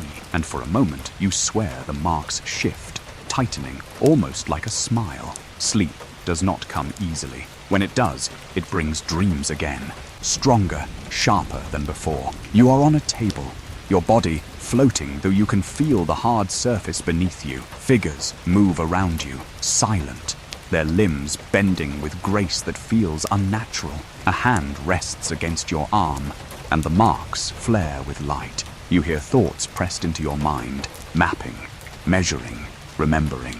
The words echo with calm finality. You wake, gasping, clutching your arm. The marks are glowing faintly in the darkness, pale blue against your skin, before fading slowly back to red. You lie there, trembling, the rain whispering at the window, and you understand. These marks are not warnings. They are signatures, proof of belonging, proof that you have been chosen or claimed or catalogued. The days that follow blur. The marks do not fade. Some nights they burn, others they hum softly, as if syncing with rhythms deeper than your heartbeat. You stop trying to explain them. You stop pretending they are accidents. Deep down, you know the truth. They are not reminders of what happened. They are promises of what is still to come. And when you look into the mirror again, you do not see just yourself. You see the eyes that once stared at you from the trees, the presence that pressed against your breath, the figures that tilted their heads in recognition. You see the visitors in your own reflection, watching through the marks carved into your skin. That night, as you drift toward uneasy sleep, the rain's rhythm carries a new cadence, one you cannot ignore. Not random, not natural. A code, repeating, patient, insistent. And as your body sinks into darkness, the marks warm beneath your skin, pulsing with the rhythm of the storm. You realize then they are not silent. They are listening, and they will not let you forget. The town you grew up in was never extraordinary on the surface. It was a place of porches and grocery stores, of pickup trucks idling at red lights, of the faint smell of soil and smoke carried by the wind. The kind of town where everyone knew everyone else, or at least thought they did. Life moved in rhythms, school bells, church bells, the squeal of tires from the highway in the distance. To an outsider, it was ordinary, forgettable, but to you, it has always held a weight that pressed against your chest like a secret whispered in a crowded room. You had long suspected the town was not what it pretended to be, not after the lights, not after the whispers among children, not after the triangle burned into your arm like a brand from another world. And as the days passed, as you carried the marks beneath your sleeves, you began to notice the town with new eyes. It began with silence, not absence of noise, but silence too deliberate, as if it had been arranged. At the diner, when a farmer mentioned strange lights seen out by the fields, the table around him went quiet. Forks paused mid-air. Then, as if on cue, someone laughed too loudly, dismissed it as planes or weather, and conversation resumed. You watched their faces carefully, though. The laugh was forced, the smiles too quick. Their eyes carried something else. Recognition, fear, memory. One evening, while you walked past the gas station on Main Street, you heard two older men speaking in hushed tones near the ice machine. You slowed, pretending to adjust your shoelace. Their voices were low, but the words carried in fragments. Same as before. Back in '62, They never told. Better not to ask questions. They noticed you, and their conversation snapped shut like a book slammed closed. They offered a nod, a smile too polite, before retreating into silence. But the way they looked at you, lingering, incautious, made your skin burn. They knew something. You began to collect these moments, the small cracks in the mask of your town. A teacher who faltered when you asked about a newspaper clipping you found in the attic. A police officer who deflected questions with a warning tone. Even your neighbor, Mrs. Collins, who always waved kindly from her porch, once slipped and muttered, "Not again," when she saw you staring too long at the sky. You asked her what she meant. She only shook her head, retreating inside, her door closing with the heaviness of finality. And then there was Mr. Fletcher. He was older now, his back bent from years in the mill, his hair silvered and thin. He lived at the end of the lane, in the small house with the sagging roof and the garden of weeds that had once been roses. Most people ignored him, dismissing him as a relic, a man whose stories belonged to another time. But one night, as you walked past his porch, he called to you. His voice was hoarse, urgent, threaded with something you could not ignore. "You've seen them, haven't you?" The words stopped you cold. He leaned forward in his chair, eyes sharp despite the cloudiness of age. You hesitated, but the silence between you spoke louder than any answer. He nodded slowly, as if confirming something long suspected. "I saw them too, long before you were born.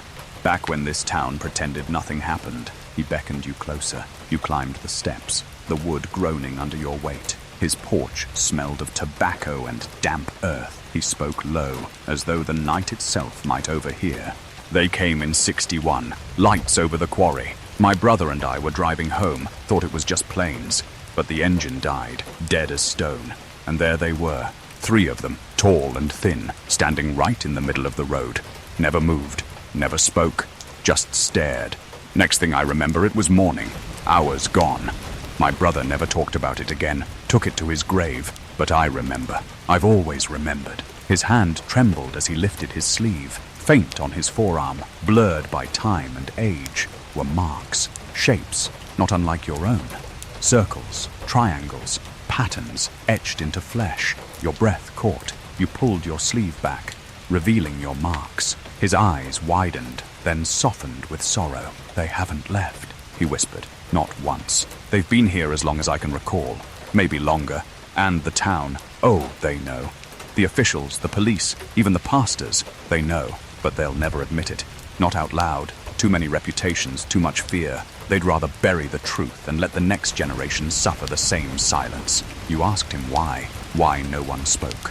Why no one fought back. He shook his head, staring out into the dark yard where shadows clung between trees. "Because someone else is always listening." The words made your blood run cold. You followed his gaze into the tree line. For a moment you thought you saw movement, a flicker of shape, too tall, too thin. When you blinked, it was gone. But the weight of being watched pressed heavier than ever. Mr. Fletcher lowered his voice further. "They come in cycles.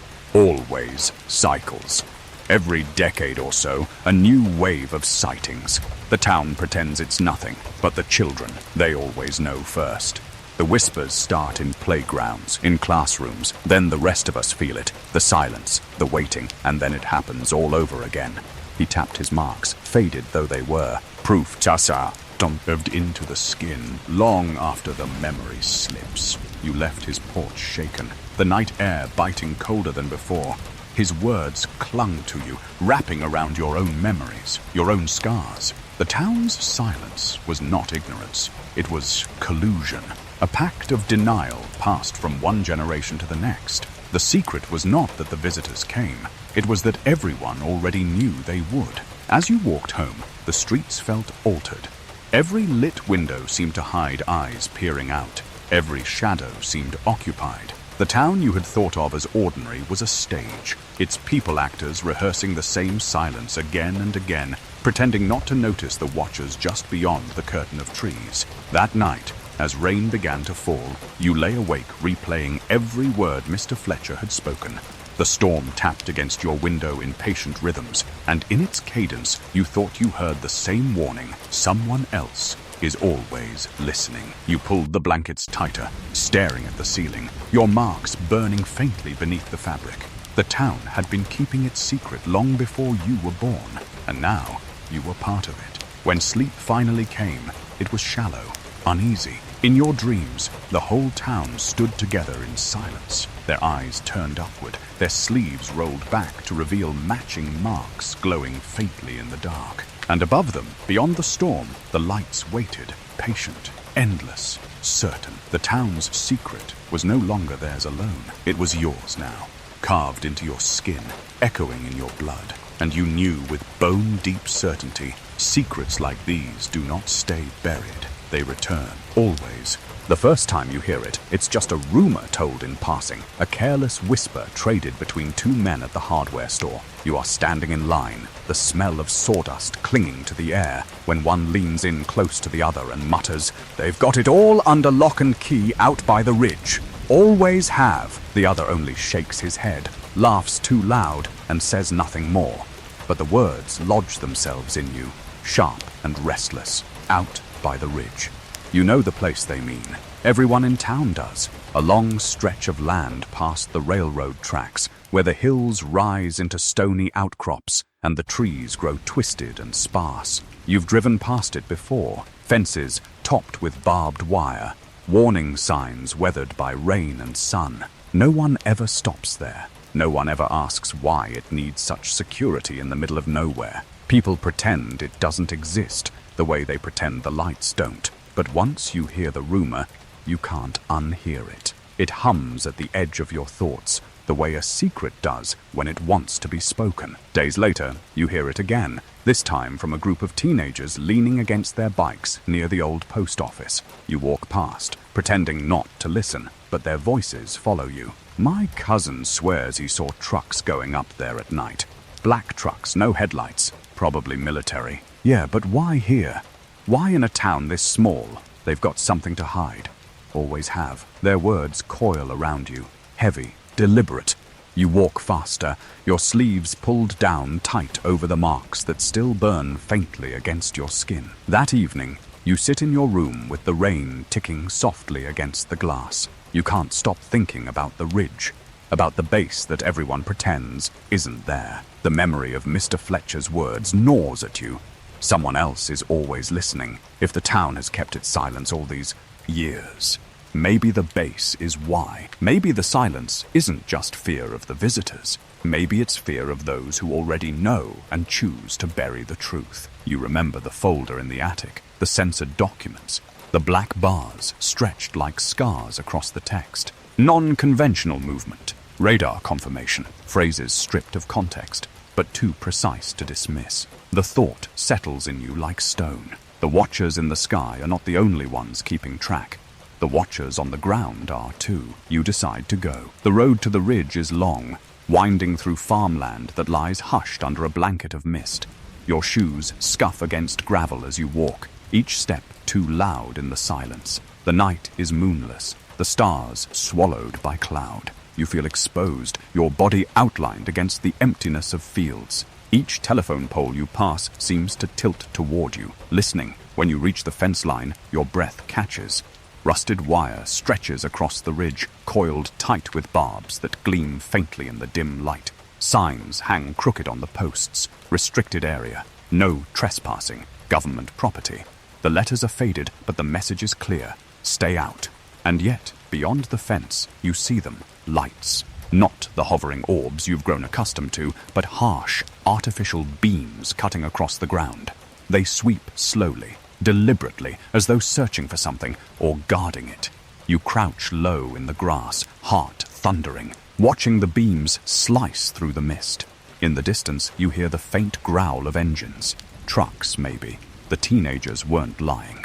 You creep closer, your fingers brushing the cold metal of the fence. Through the gaps, you glimpse structures.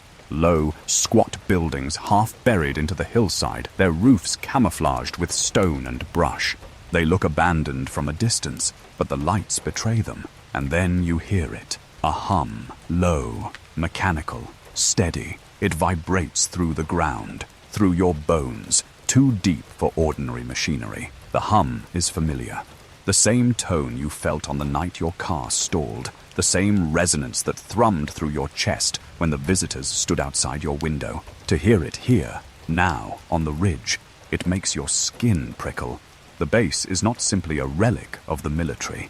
It is tied to them, to those who wait in the sky. You crouch there for what feels like hours, listening. Shapes move in the distance, silhouettes of men or something else. They walk the perimeter, their flashlights cutting arcs through the dark. You duck lower, your breath shallow. If they see you, you know they won't dismiss you with laughter the way townsfolk do. If they see you, you will not be allowed to leave with what you know. And then, faintly, you hear voices, carried on the wind, broken by static, but words nonetheless. Containment stable. Readings match previous. Movement observed near Sector 3. You press closer to the ground, your palms cold against the damp earth. The voices fade, swallowed by the hum, but the meaning remains. They are watching, they are measuring, they know. When you finally tear yourself away, slipping back down the road, the mist thickens behind you like a curtain drawn to hide what you've seen.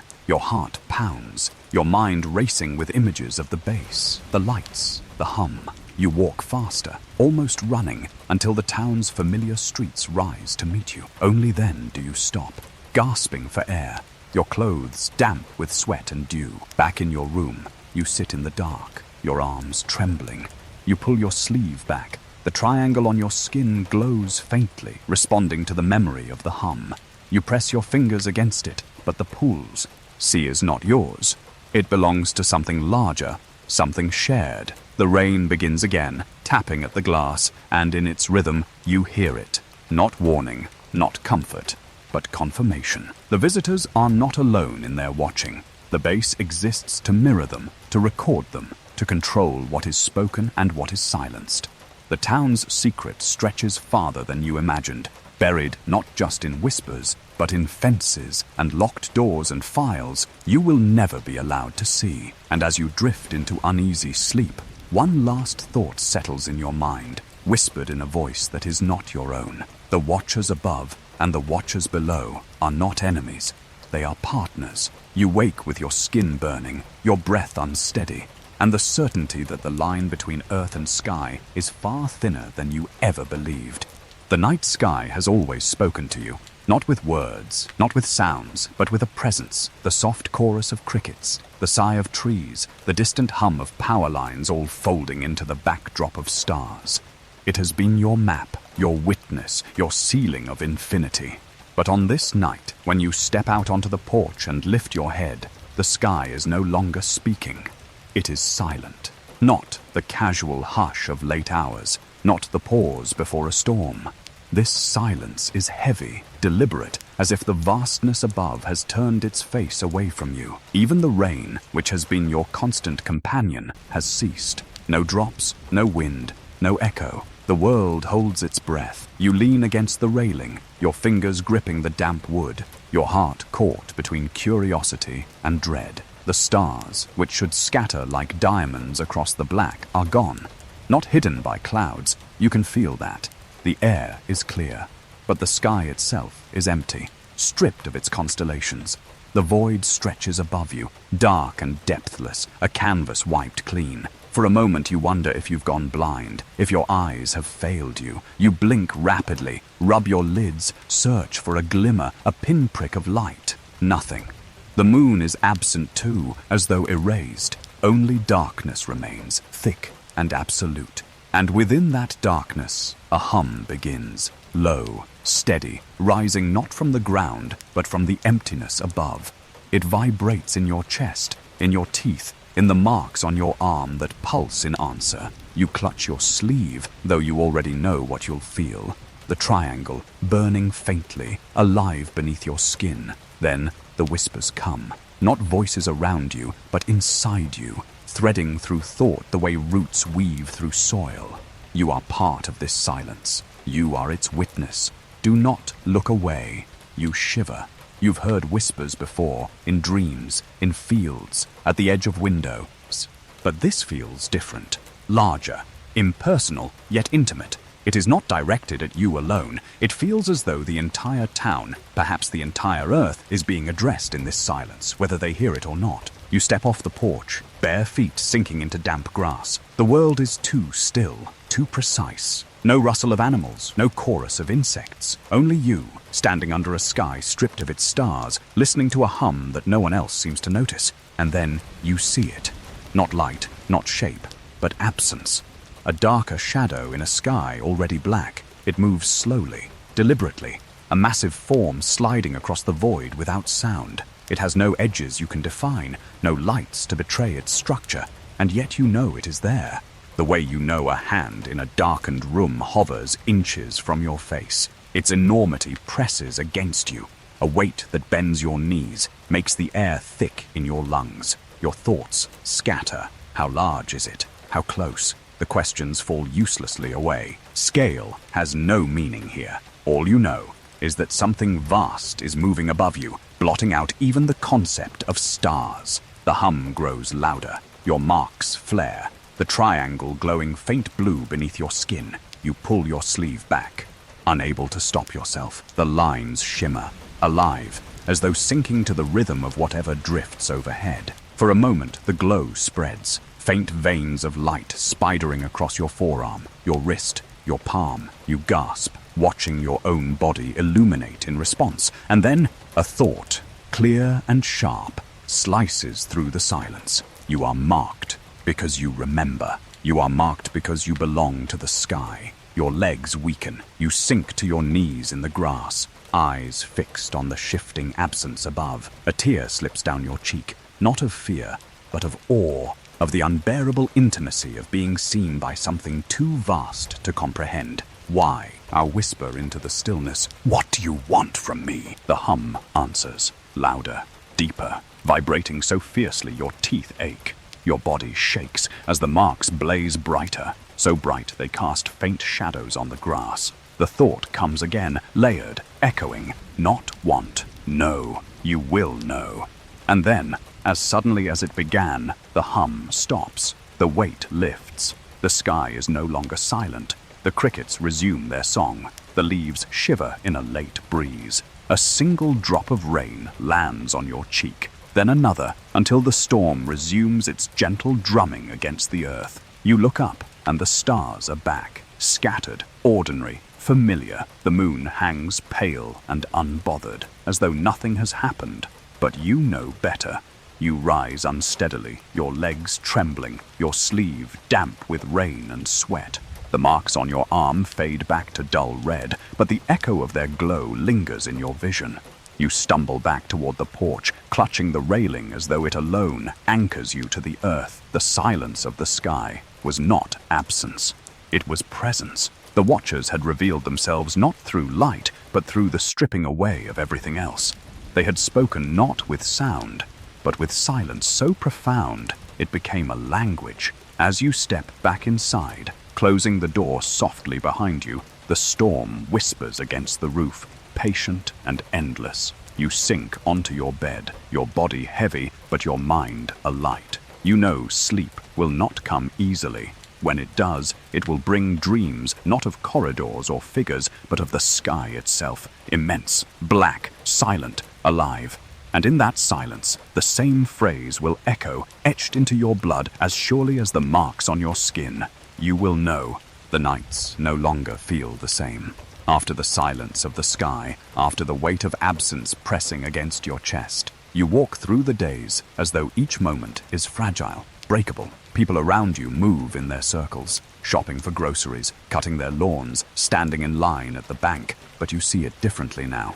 You see how thin it all is, how shallow the routines seem compared to the silence that stretched over the world when the stars disappeared. You carry that silence inside you. It has become part of your breath, and you know what it means. They are not gone. They never left. The silence was not departure. It was announcement, a pause before something greater. You have lived long enough with their shadows at the edge of windows, with their whispers folded into rain, with the triangle burned into your flesh. But this feels different. This feels like prelude. The return is coming. You notice it first in the air. A faint vibration, like the world is holding its breath again, though not as completely as that night when the sky emptied. It comes in waves, sometimes subtle, a tingle at the base of your neck, sometimes stronger, a pressure in your chest that forces you to stop mid-step and steady yourself against a wall or fence. No one else around you reacts. Mothers herd children across streets. Teenagers laugh too loudly. Men in baseball caps shake hands outside the barber shop. And yet you know they feel it too. They just don't admit it. At night, the rain changes. It no longer falls in the random, soothing rhythm you grew up with. Now it feels coded, deliberate, a sequence of pauses and flurries that brush against your window like fingers tapping a message. You lie awake, listening, your marks burning faintly beneath your sleeve. You try to write the patterns down, but each time you do, the sequence shifts. The code refuses to be caught on power. APA. It exists only in the moment, only in your body. The dreams return as well. You are lifted from your bed, weightless, the ceiling dissolving above you until only the vast, starless dark remains. Figures move around you. 3, sometimes 4, tall, thin, silent. Their eyes drink in your shape, your thoughts, your fear. They do not touch you, and yet you feel touched everywhere. Their presence folds into your blood like a dye spreading through water, and always there is light, not blinding, not sharp, but total. A white glow that fills you, hums through you, and carries whispers that repeat the same phrase again and again. We are returning. You will remember. You wake drenched, trembling, with the taste of metal on your tongue and the faint hum still thrumming in your ribs. One evening, as you walk through town, you notice the shift has spread. At the diner, the chatter is subdued. Forks clink against plates with unusual sharpness, every scrape of metal on ceramic ringing louder than words. People avoid eye contact. At the gas station, the attendant who always greets you with easy small talk only nods quickly and turns away, his shoulders stiff. Even children, normally careless with their voices, play more quietly, glancing upward as though expecting something to descend from the clouds. The town feels wound tight, coiled, waiting. That night, you find yourself pulled back toward the ridge, the place with fences and barbed wire, the place where lights sweep and hums vibrate the earth. You don't remember deciding to go. Your feet simply carry you there, guided by the same tug that once drew you into the orchard, into the fields, into the silence. The mist is thick, curling around the fence like smoke. The warning signs glisten with condensation, their words half swallowed by darkness. But this time, you are not alone. You see them, shadows moving at the edge of the mist. Not the tall, impossible figures of your encounters, but human shapes. Men in uniforms, their flashlights dimmed, their boots muffled. They move in quiet urgency, their radios crackling with bursts of static, fragments of words too quick to catch. You crouch low, holding your breath, your palms cold against damp grass. One of them speaks, his voice low, strained. Another one tonight, south perimeter. They're back, the others nod. No laughter, no dismissal, only the steady acceptance of people who have lived with this for too long. You retreat quietly, your pulse thundering in your ears. Their words confirm what you already know. The return is not just for you, it is for the town, for all of you. And then it happens. You are asleep when the hum begins, deeper than thunder, rolling through your bones. Your eyes snap open, your room already glowing faintly white. You stagger to the window, pull back the curtain and see it. A triangle of lights hovering silently above the field beyond your house. 3 points of brilliance, motionless, perfect. They do not blink, they do not sway. They simply hang there, waiting. Your breath catches. You press your hand against the glass, and the marks on your arm flare instantly, glowing the same pale blue as the lights in the sky. The triangle burns, alive, synchronized. You stumble back, your heart hammering, your knees weak. The light shifts, not closer, not farther, but deeper, as though space itself folds around it. And in your head, the whispers bloom again, louder than they've ever been. We have returned. You will remember. You will not turn away. You drop to your knees, tears streaking your face. Not from terror, not entirely, but from the unbearable weight of awe. You know now that every whisper, every mark, every silence has been leading to this. This is not visitation. His is reclamation. Outside, the storm begins. Rain lashes against the ground, but it does not touch the triangle of lights. They remain pristine, untouched, hovering in silence. And in the storm's rhythm, you hear the message repeated over and over until it no longer feels foreign.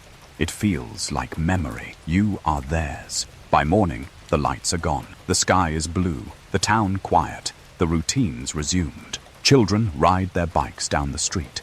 Cars idle at stoplights. But everything is changed. You feel it in the weight of the air, in the silence of conversations, in the way every eye lingers upward just a moment too long. The return is not coming. It is here, and the marks on your arm, bright when the lights hovered, faint now in daylight, are proof you cannot hide. You carry them like scripture, like prophecy written on flesh. That night, as you drift into uneasy sleep, the storm returns. The rain taps its patient code against your window, and in the space between drops, you hear it again. We are here. We have always been here, and now you will remember everything. You close your eyes, your body trembling, and surrender to the silence of the sky. You wake the next morning with the weight of the night still pressing against your chest. The triangle of lights is gone, the sky blue and deceptively calm, but the memory clings to you like damp clothing. You know what you saw. You felt the hum in your bones, saw your marks burn like small suns beneath your skin. The return wasn't dream or delusion, it was real. And yet, when you step out into the world, the town has already begun its work, pretending it never happened. At the diner, voices chatter too loudly about weather, about crops, about ball games. No one mentions the sky. Not one person dares to whisper about the light that hovered above your field for what felt like eternity. You glance around the room, searching faces, but all of them are carefully arranged masks. A waitress pours coffee, her hands trembling just slightly, but her smile never wavers. A farmer spreads jam on toast, his jaw tight, his eyes locked on his plate. You know they saw it too. You know they felt the silence, the weight, the presence. But the performance is flawless. Nothing happened. By noon, the town is scrubbed clean. Trucks roll through Main Street, black, unmarked, their windows tinted so dark you cannot see inside. Men step out in uniforms that bear no name, no insignia. They move with rehearsed efficiency, placing devices on poles, speaking into radios, scanning the sky as though it might betray itself again. You stand across the street, frozen in the shadow of a storefront, watching. They don't look at you, but you know they see you. They see everything. You hear the whispers later that afternoon, not from children this time, but from adults, huddled too close at the post office, their voices thin with fear. They said it was just a military drill, testing new equipment. Same as always. A drill, a weather balloon, swamp gas. Pick your lie. You believe them. A pause, a sigh. Doesn't matter if we do. We'll repeat it. Like we always do. The words sting, not because they surprise you, but because they don't. The cover-up isn't about truth. It never was. It's about survival, a pact of silence stretching decades, passed from one generation to the next like an heirloom nobody wants, but everybody carries. That night, when the rain begins again, you hear more than water. Outside your window, engines idle softly, almost inaudible beneath the storm. You peek through the curtains and see them. More trucks, more men in black uniforms,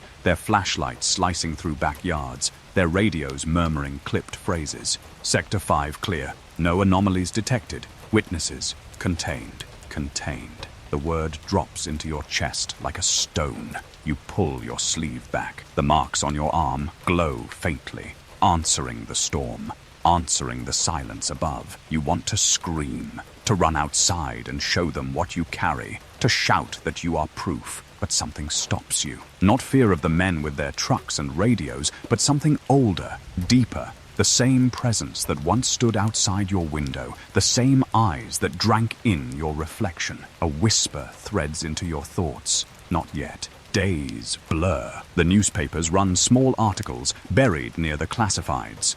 Unusual weather phenomena over ridge. Military exercise conducted in local area. No mention of lights. No mention of missing time. No mention of marks burned into skin. The stories are thin, flimsy, and everyone knows it, but no one argues. They nod, fold their papers, sip their coffee, and return to silence. You begin to notice more changes. Roadblocks appear near the ridge. Signs go up, detour. Closed for construction, though no construction ever happens. At night, the glow of floodlights paints the sky faint orange, a false dawn hovering over the hills. When you draw close, men appear suddenly, their faces hidden beneath helmets, their voices sharp. Turn around! Restricted area! The cover-up is not just silence now. It is walls, fences, warnings, lies turned solid. And yet, even with their fences, they cannot erase what lives in you. One evening, you walk down Main Street and stop when you see it. A poster taped to the inside of the library window. Its headline reads, "Community Safety Meeting, Addressing Recent Rumors." The word rumors twists like a knife. You know what it means. You know what it erases. That night, you attend. The town hall is packed, the air thick with sweat and unease. Men in suits stand at the front, their smiles thin, their eyes scanning the crowd like searchlights. One of them steps forward, clears his throat, and begins the script you've heard all your life. "We want to assure you there is nothing to fear. What some of you may have seen was part of a scheduled military operation, perfectly routine, perfectly safe. Any unusual activity in the sky can be explained by atmospheric conditions." Murmurs ripple through the crowd. You catch glimpses of disbelief, eyes wide, lips tight, but no one speaks. No one dares. A woman raises her hand timidly, asks about the humming sound. The man smiles politely. "Aircraft engines, nothing more." Another man stands. He asks about power outages. The same smile. "Coincidence?" And then someone, an older man you don't know, asks about the marks. He rolls up his sleeve to reveal faint scars, circular patterns etched into his skin. The room stills. Every breath catches. For a moment, truth hangs naked in the air. The men at the front do not falter. They do not look surprised. One leans forward, his voice calm, rehearsed. "Skin conditions are common. Rashes, infections. Nothing to worry about." The crowd exhales. Some nod, some shift uncomfortably, but no one presses further. The meeting ends with polite applause, forced and brittle. You leave with your marks burning hot beneath your sleeve, your stomach twisting with rage and sorrow. They know, they have always known, and still they bury it. You begin to notice something else in the days that follow. People disappearing. Not many, not all at once, but quietly, one by one. A neighbor who waved every morning doesn't appear on her porch. A mechanic's garage stands closed. A family emergency sign taped to the door that never comes down. At the grocery store, an elderly woman you've known since childhood is suddenly gone, her house dark, her name unspoken. No one mentions them. No one asks where they went. It is as if the town itself swallows them, erases them, folds them into the silence. You wonder if they were contained. You wonder if they too bore marks. The rain does not stop. Each night it returns, whispering against your window, carrying voices you cannot ignore. Sometimes you think you hear words threaded through the rhythm. "We are here. Do not forget."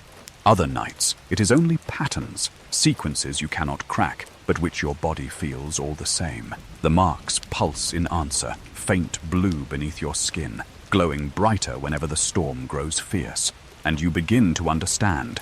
The cover-up is not just about denying the truth. It is about denying the connection, about severing the bond between you and what waits above. They cannot erase the visitors, but they can erase your memory of them. They can bury it beneath lies and silence until you question yourself, until you forget. But you do not forget. You cannot. You carry the marks. You carry the silence. You carry the weight of the return. One night, unable to stand the suffocation, you walk back to the ridge. The fences still stand. The lights still glow. The hum still thrums through the ground. But this time, as you crouch in the mist, you feel something different. The hum is not only mechanical, it is layered. human machines and something older, something larger, vibrating together in harmony, and you realize the truth that makes your stomach lurch. The cover-up is not just government against the visitors. It is with them, the watchers above and the watchers below, working in silence together, partners in a pact older than you can imagine. You press your hand against your arm, feeling the triangle burn beneath your skin. You whisper into the night, your voice trembling, "Why me?" And the answer comes, not from the sky, not from the earth, but from both at once, because you will remember when others cannot. You stumble back, breathless as the mist curls tighter around the fence. The lights dim, the hum fades, but the truth remains. The cover-up is not about erasing what happens. It is about erasing who remembers. And now, you are the memory they cannot contain.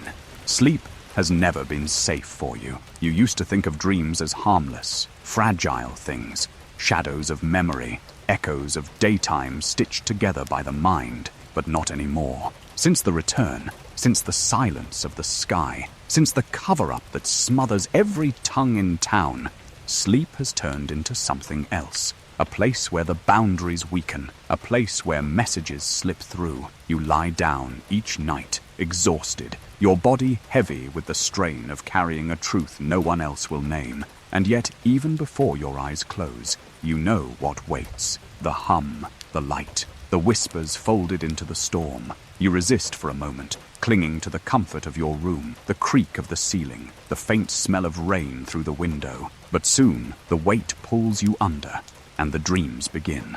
It starts the same way every time. You are walking through corridors that are not corridors. The walls are smooth and pale, but alive, pulsing faintly like skin stretched thin over light. Your feet make no sound, though you feel the ground beneath you, solid, humming, vibrating like a great machine. You move forward, though you don't remember choosing to. Ahead, a glow waits, not sharp, not blinding, but total, and then the voices come. Not outside, inside, layered over one another, echoing, slipping beneath thought the way water slips between fingers. They are not words, not at first, only impressions, a warmth, a certainty, a command, without force. Listen, the glow brightens, and you see them, figures tall and slender, their outlines blurred by the light. They do not walk. They do not move the way you move. They appear, dissolve, appear again, closer. Their eyes, or the spaces where eyes should be, fix on you, and the voices sharpen. We are returning. You will remember. You must carry what they erase. Your body trembles, but your mind absorbs the words as though they are not for rain, but forgotten. A memory resurfaced. The dreams do not end when you wake. You jolt upright in your bed, your chest heaving, sweat soaking the sheets. The marks on your arm glow faintly in the dark, their blue light throbbing in rhythm with the whispers still echoing in your skull. You clutch your sleeve, trying to steady your breath, but the voices linger, repeating themselves in half-heard fragments. The rain outside taps against the glass. At first it seems ordinary, but then the rhythm sharpens. Long, short, short, long, like a code. You strain to catch it, your body tensing as the whispers fold themselves into the storm. We are here. You must remember. You press your palms to your ears, but it doesn't help. The voices live inside you now. Each night, the dreams grow more vivid. You are lifted from your bed, though your body never moves. The ceiling dissolves, replaced by an endless dome of darkness. Stars bloom, then vanish, then bloom again in impossible patterns. Hands, long, pale, too many jointed, reach toward you, tracing the air above your skin. You feel their touch without touch, the same gentle pressure that once marked you, and always the voices speak. Sometimes they show you images, triangles burning in the sky, oceans beneath alien suns, entire cities carved into cliffs of stone that stretch higher than mountains. Other times they show you memories, not yours, not human. Beings moving through endless corridors, stars collapsing and rebirthing, planets swallowed in silence. These images rush through you too fast to hold. leaving only fragments etched into your bones. And through it all, the message repeats. They will bury the truth. You will carry it. They will erase. You will remember. The cover is theirs. The memory is yours. You begin to fear sleep. You resist closing your eyes, fight to stay awake, but exhaustion drags you under. When you do finally collapse into dreams, you wake with new patterns burned into your skin. Circles, lines, spirals that match the whispers you scrawl half asleep onto scraps of paper at your bedside. In daylight, they look meaningless. At night, they glow faintly, humming like radio signals no one else can hear. You begin to notice something stranger still. The dreams don't come only when you're asleep. They seep into waking hours. You stand in the grocery store and feel a hand brush your shoulder. Turn, and no one is there. You drive down the road, and the landscape flickers, replaced for a second by visions of deserts under black suns, oceans boiling with light. You hear whispers threaded through conversations, layered beneath words you know people never spoke. You wonder if you are unraveling, but deep down, you know the opposite is true. You are being stitched into something larger. One night, the dream changes. You are not in corridors this time. You are in the town itself. Main Street empty, windows dark, the diner's neon sign flickering weakly. Rain falls in thin silver sheets, but no drops touch you. The silence is absolute. And then, above the rooftops, the triangle appears. 3 lights, unmoving, brilliant. But this time, you are not alone. The townsfolk stand beside you. Dozens, maybe hundreds, their faces blank, their eyes wide. They look upward in unison, their sleeves rolled back, revealing marks faintly glowing on every arm. Circles, triangles, lines. You realize with a jolt that you are not the only one. You never were. The town has carried the same burden, hidden beneath silence. Ben, Eth, lies. And now, in this dream, the silence is broken. The triangle pulses once, twice, 3 times, and the voices thunder through every mind at once. We have returned. You are not separate. You are ours. You wake screaming, the sound swallowed instantly by the rain. In the days that follow, you begin to see signs of others. A man at the bus stop, pulling his sleeve down too quickly. A woman at the grocery store, her wrist marked faintly before she hides it in her pocket. Even children, their laughter fading into silence as they glance at each other with knowing eyes. You realize the dreams are not yours alone. They are shared. The messages are being delivered to everyone, woven into sleep, carved into skin, whispered in silence. But while the town continues to pretend, you feel the weight of responsibility pressing heavier against your chest. The visitors have chosen you not because you are different, but because you will not look away. You will not bury it. You will remember. That night, the rain comes harder than ever, rattling the windows, seeping beneath the door. You lie awake, waiting, your marks already humming with faint light. When sleep finally pulls you under, you find yourself standing not in corridors, not in the town, but in a place that feels both and neither. A vast hall stretching forever, its floor a mirror, its ceiling an endless dome of stars. The figures stand before you, dozens of them now, their tall bodies glowing faintly in the dimness. Their eyes fix on you, and the voices pour through your skull in a chorus. The cover grows. The silence deepens, but we are patient. We are endless. And you are our witness. Your knees buckle, tears blur your vision. You whisper aloud, your voice shaking. What do you want me to do? The answer comes sharp, immediate. Remember. And when the time comes, speak. The glow intensifies. The hall dissolves. You wake with your chest aching, your arm burning, your room drenched in silver rainlight. The words echo still, louder than the storm, louder than your own thoughts. Remember, speak. You lie back against the pillow, your heart pounding, the marks still glowing faint blue in the dark. You understand now. The dreams are not accidents. They are not fragments. They are messages, delivered in the only way they can bypass the cover-up, the fences, the silence. They are written into sleep, carried through rain, carved into flesh. The dreams are not just yours. They are the language of return. And as you drift uneasily into a second wave of sleep, one last whisper threads itself into your ear, softer than breath, colder than rain. The time will come soon, and when it does, you will not dream, you will see. The dreams have been growing heavier. Each night they pull you deeper, stretching longer, weaving themselves into memory until you can no longer tell if you are dreaming at all. The messages repeat, echoing through corridors of light and silence. Remember, speak. But now there is something new, a doorway. You see it each night, glimmering at the edge of your vision, waiting, a frame of light with no hinges, no lock, no wood or stone, just brilliance, suspended in the dark. You wake each morning with the sensation of standing on its threshold, your chest hollow, your skin buzzing, your marks still burning beneath your sleeve. You know what it means. The Watchers have been preparing you piece by piece, marking you, showing you, whispering to you. And now they are asking you to cross. It begins with the silence again. One night, you step outside and feel it instantly.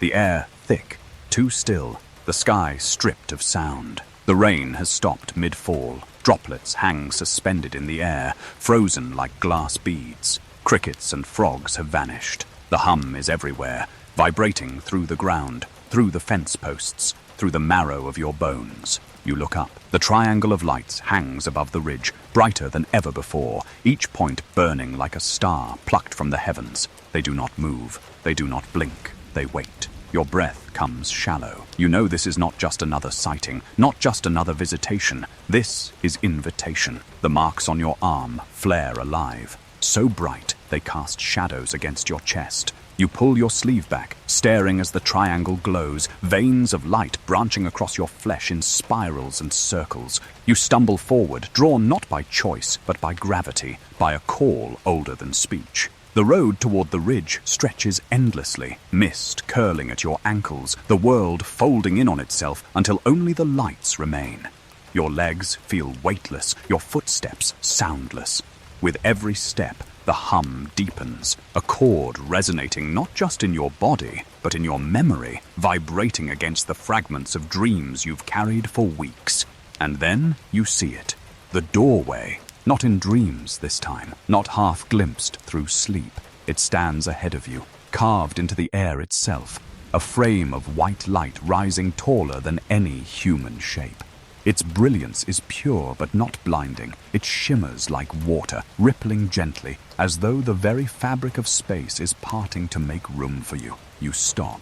Your chest heaves, fear claws at you, primal and instinctive, but beneath it, stronger, steadier, is something else. Recognition. You have seen this before, in dreams, in whispers, in the reflection of rain. This is the threshold. This is what you have been prepared for. A voice threads into your thoughts, calm, layered, endless. Step forward. Remember, your knees weaken. You whisper aloud, though your voice is fragile. What happens if I cross? The answer vibrates through the marrow of your bones. You will not dream. You will see. You approach slowly. The doorway ripples, each shimmer brushing against your skin like static, like breath. You lift your hand, trembling, and as your fingers touch the light, heat floods through you. Not burning, not painful, but total. Every cell alive, humming, connected. Your marks flare blindingly bright, and for a moment you see shapes within the glow. Circles within circles, spirals unfolding, triangles spinning endlessly into infinity. You gasp, pulling your hand back, but the pull does not weaken. The doorway hums louder, vibrating the earth beneath your feet, tugging at the edges of your thoughts. Behind it, shadows move, figures, tall, slender, waiting. The hum sharpens into whispers. We have always been here. We are not coming. We are. Step through. Your body resists, trembling, rooted to the earth. But your mind leans forward, drawn by recognition so deep it feels like memory. You realize then what the marks were. Not warnings, not scars. Keys, coordinates, a map etched into your skin, guiding why. Out to this threshold.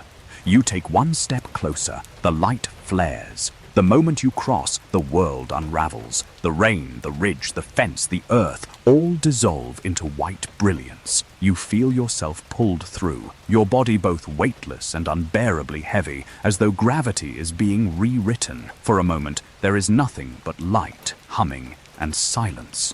And then, slowly, shapes emerge. You are standing in the corridor from your dreams. Smooth walls pulse faintly with light, alive, breathing. The air hums with energy too vast to name. The floor glimmers like polished glass, but your steps make no sound.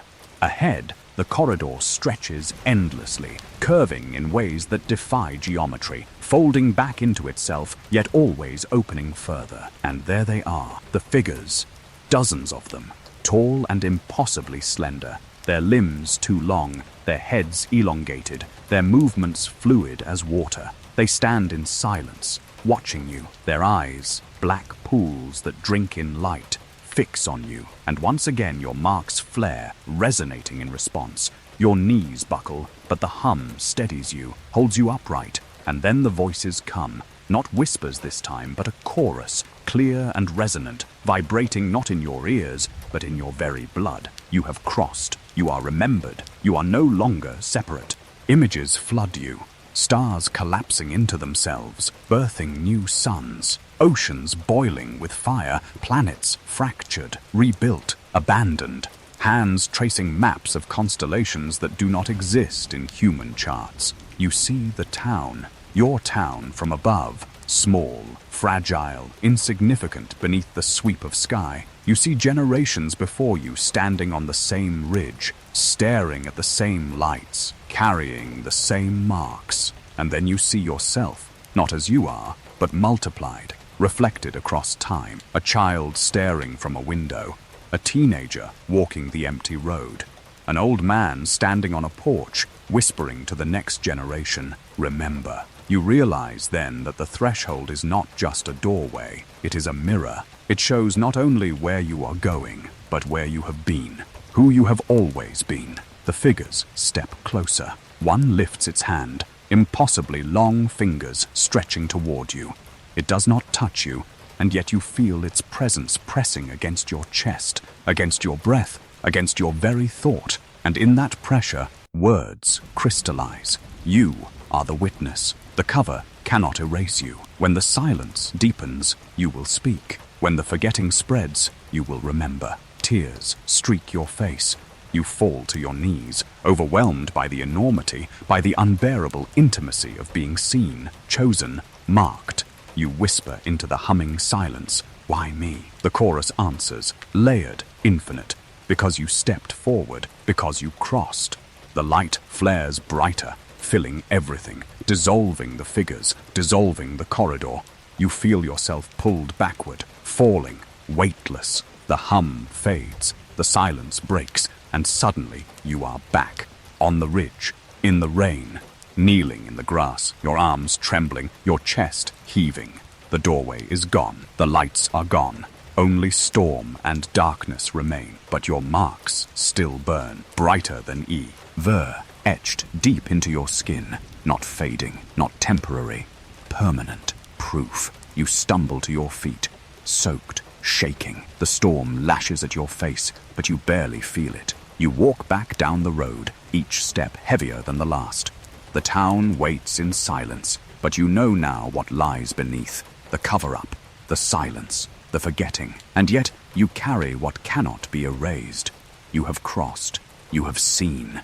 And as you collapse into bed, your body trembling, the rain tapping patient codes against your window, you hear it one last time before sleep drags you under. You are not dreaming anymore. The morning after you crossed the threshold feels wrong in ways you cannot explain.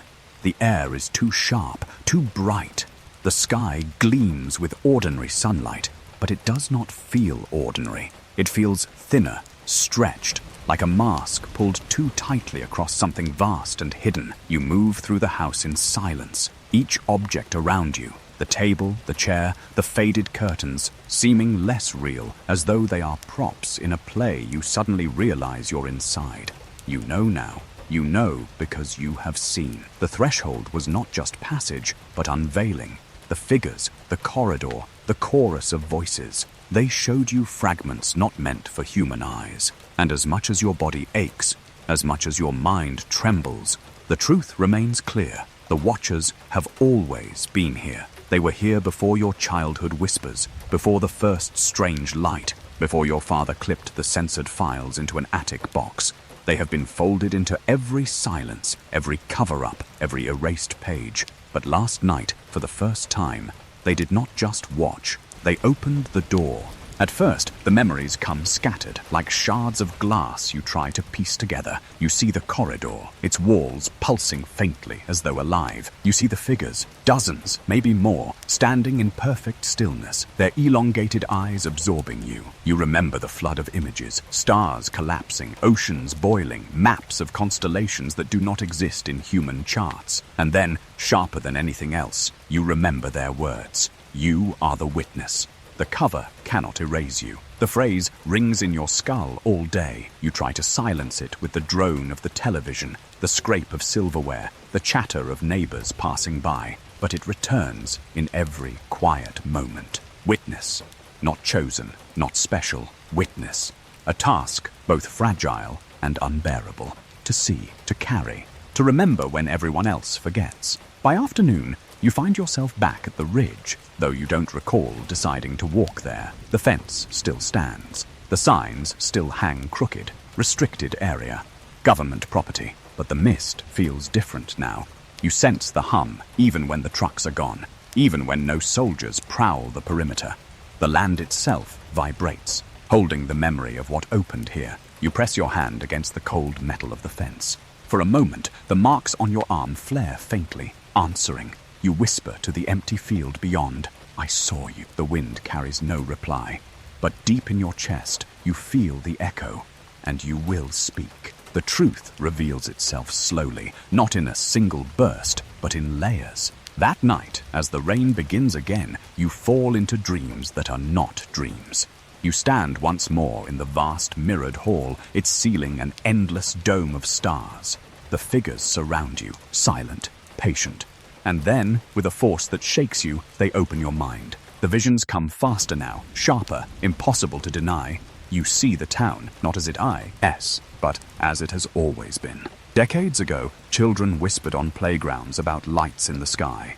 Farmers stared from their fields as engines died, their crops glowing faintly under hovering orbs. Families sat in silence at their dinner tables, knowing but never naming. You see them all, their fear, their marks, their silence.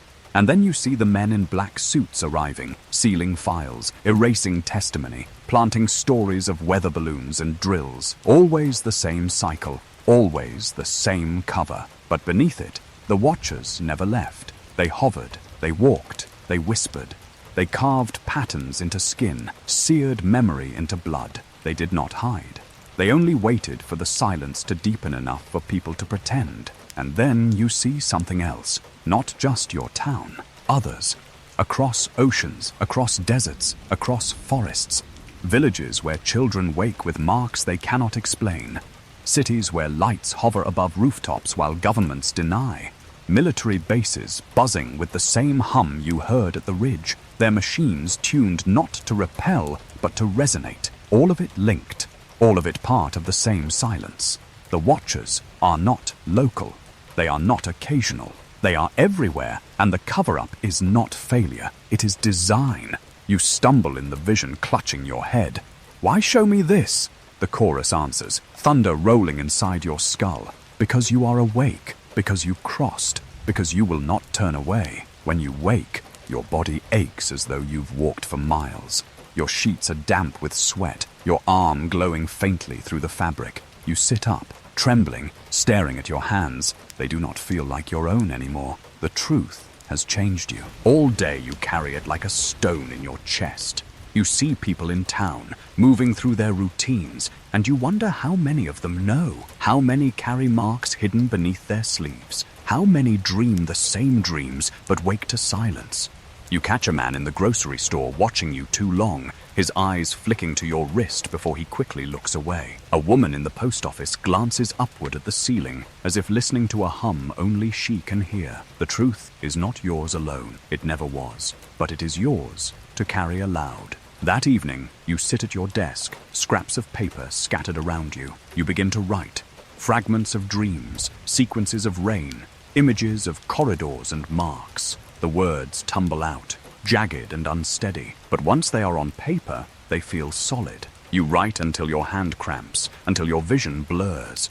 You write because you fear forgetting. You write because you know forgetting is the point. The storm outside grows heavier, rattling the windows. You pause, listening. The rain's rhythm sharpens, deliberate, a sequence of pauses and bursts. You know it now. You can almost translate it. You whisper aloud, testing the shape of the message. We are here. You are not alone. The marks on your arm blaze blue. The papers on your desk flutter in the storm's breath. You feel the watchers leaning close, listening, and in that moment, the truth is not unbearable. It is luminous. Later that night, you step outside into the storm. The wind lashes your face.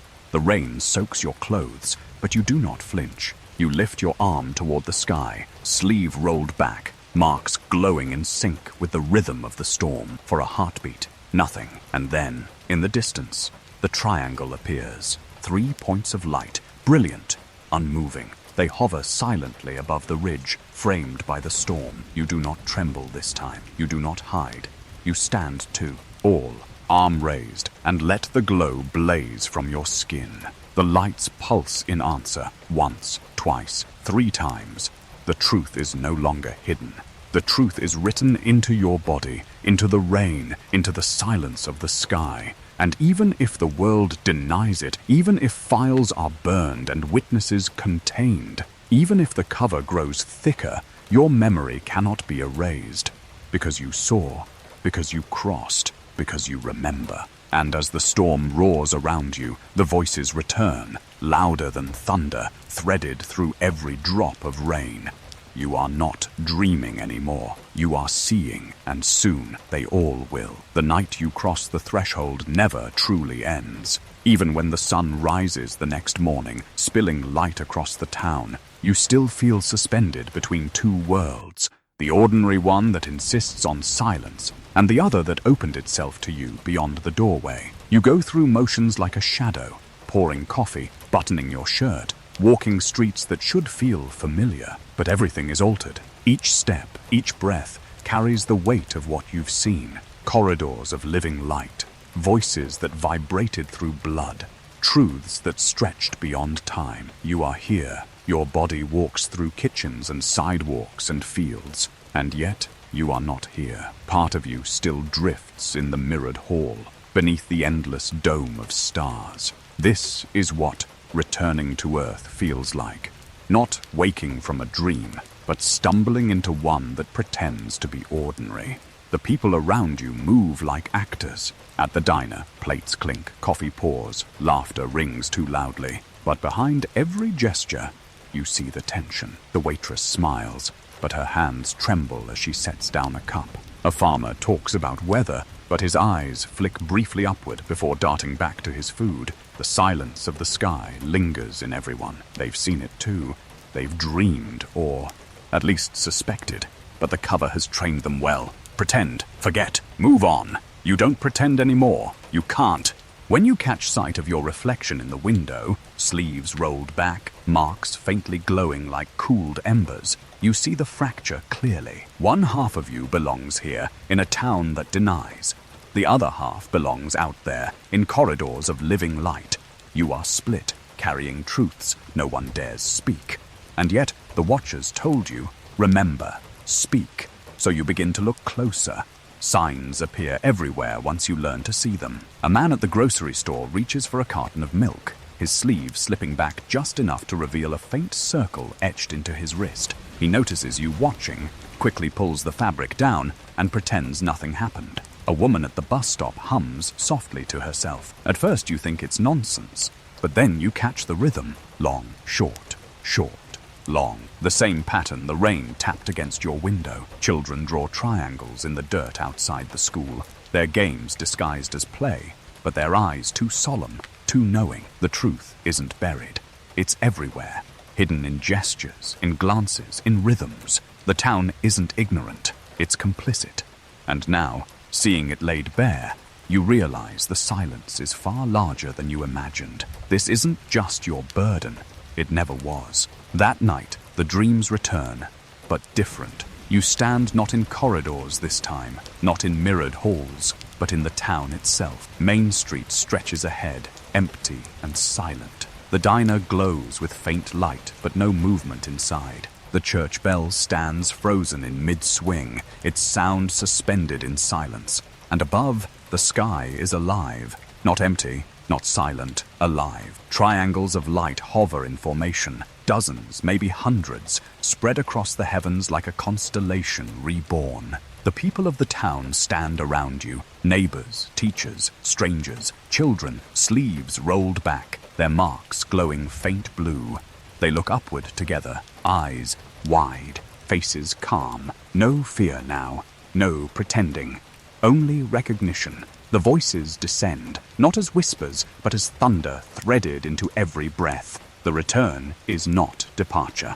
The return is remembering. You are not separate. You never were. You wake gasping, your sheets damp, your arm blazing. The rain rattles the window, and for the first time, you hear the storm, not as warning, not as code, but as affirmation. Each drop says it again and again. You are not separate. You never were. The following days blur into one another. You walk through the fields at dusk, staring at skies that no longer feel like ceilings, but like open doors. You trace the marks on your arm, their glow pulsing faintly beneath your touch. You feel the hum even in silence, as though the earth itself vibrates with the memory of the threshold. And slowly, you begin to understand what return to earth means. It does not mean leaving the watchers behind. It does not mean waking from dreams. It means carrying their presence here, folding it into ordinary days until the ordinary itself shatters. It means you are the bridge now, but the cover resists. Trucks still roll through town at night, their engines muted, their windows black. Men still place devices on poles, still monitor perimeters, still insist on silence. Newspapers still print stories of weather, drills, balloons. The script continues, yet you see the cracks widening. More people hesitate when the lies are spoken. More children whisper patterns in playground corners. More neighbors linger too long when they glance at the sky. The watchers have returned not just to you, but to all, and the silence cannot hold forever. One evening you return to the ridge. The fences still stand, barbed wire glistening with dew. The warning signs still hang crooked, but as you press your hand against the metal, your marks flare. The hum rises from beneath the soil, deep and resonant. And then, without sound, without motion, the triangle appears above. 3 points of brilliance, steady, patient. You fall to your knees in the grass, tears streaking your face. I saw you, whisper. I remember. The lights pulse once, twice, 3 times. And in your skull, the voices bloom. You are not dreaming anymore. You are carrying. The return is not to us. The return is to you. That night, you lie in bed, unable to sleep. The storm whispers against the window, and the marks glow faintly through your sleeve. You finally understand. The watchers never truly left. They never needed to return. They were always here, woven into silence, into rain, into memory. The return is not theirs. It is yours. To earth, to truth, to the place where silence cracks and words finally take shape. You are not separate. You never were. And when your eyes finally close, you do not dream, you see. The morning after the sky cracked open feels like waking into a world that pretends nothing has changed. But you know better. You step out onto your porch, the boards damp with last night's rain, and breathe in the quiet air. The sun spills pale light over the rooftops. Birds dart between telephone wires. Cars roll lazily down Main Street, engines humming their familiar rhythms. Life, it seems, has resumed. And yet, everything is altered. The silence of the sky lingers inside you, even in daylight. The corridor of light still flickers in your mind's eye. The voices still echo in your chest. Your marks, faint but steady, pulse beneath your skin, reminders that what you witnessed was not dream, not fever, not trick of imagination. You are awake, in a world that chooses to sleep. This is the aftermath. The cover resumes immediately, almost ritualistically. At the diner, a newspaper lies folded by the counter. The headline is small, tucked into the corner. Unusual atmospheric event, explained as aurora. A neat lie, printed in neat type, consumed without question. You hear farmers joke about strange weather. Children laugh about fancy lights. The script is followed faithfully, but you notice their eyes. Every glance upward is too sharp, too quick. Every silence between words stretches too long. You see the tremble in the waitress's hand as she pours coffee. You see the way an old man's fingers drum unconsciously against the counter in a rhythm that matches the storm's code. Long, short, short, long. They saw it too. They felt it. But the pact holds. Deny, smile, pretend. The government's shadow grows thicker. Trucks return, their black windows reflecting nothing. Roadblocks sprout overnight near the ridge, their orange cones wet with rain, their guards stone-faced. Helicopters hover low, their blades chopping the sky into pieces, though no one ever explains why. At night, the hum spreads further, not just at the ridge, but beneath the very streets, beneath your bed, beneath your heartbeat. You overhear whispers in the grocery store. They say it was a drill. Drills don't light up the sky like that. They'll tell us what to think. They always do. Voices lower, eyes dart. Silence resumes. The cycle continues. But this time, you feel it cracking. The marks prove it. You roll your sleeve back one evening and find them glowing brighter than ever. The triangle is no longer faint, but sharp. Its lines etched deep into your flesh as though carved by light itself. New patterns have joined it. Spirals, circles, sequences of dots that shift when you blink, rearranging themselves like living script. You watch in awe and dread as they pulse, synchronized with the rhythm of the rain tapping at your window. They are not fading, they are multiplying, expanding, and you are not the only one. In town, you catch glimpses. Too fast to prove, too sharp to forget. A boy at the playground with glowing lines down his forearm before his mother yanks his sleeve down. A woman at the pharmacy, rubbing ointment over marks that shine faintly beneath the skin. A man at the post office, clutching his wrist, his eyes wide with recognition when he notices yours. The aftermath is not silence. It is spreading. The dreams shift too. No longer corridors of light, no longer mirrored halls. Instead, you dream of the town itself, its streets empty, its windows dark, its church bell frozen mid-swing. Above, the triangles hover, silent and vast, their light flooding every corner. But this time, the people stand with you. Neighbors, strangers, children, elders. Their sleeves rolled back, their marks glowing blue. No denial. No pretending. Together, all of you look upward. The voices thunder in unison, not whispers but declarations. The cover will end. The silence will break. You will speak.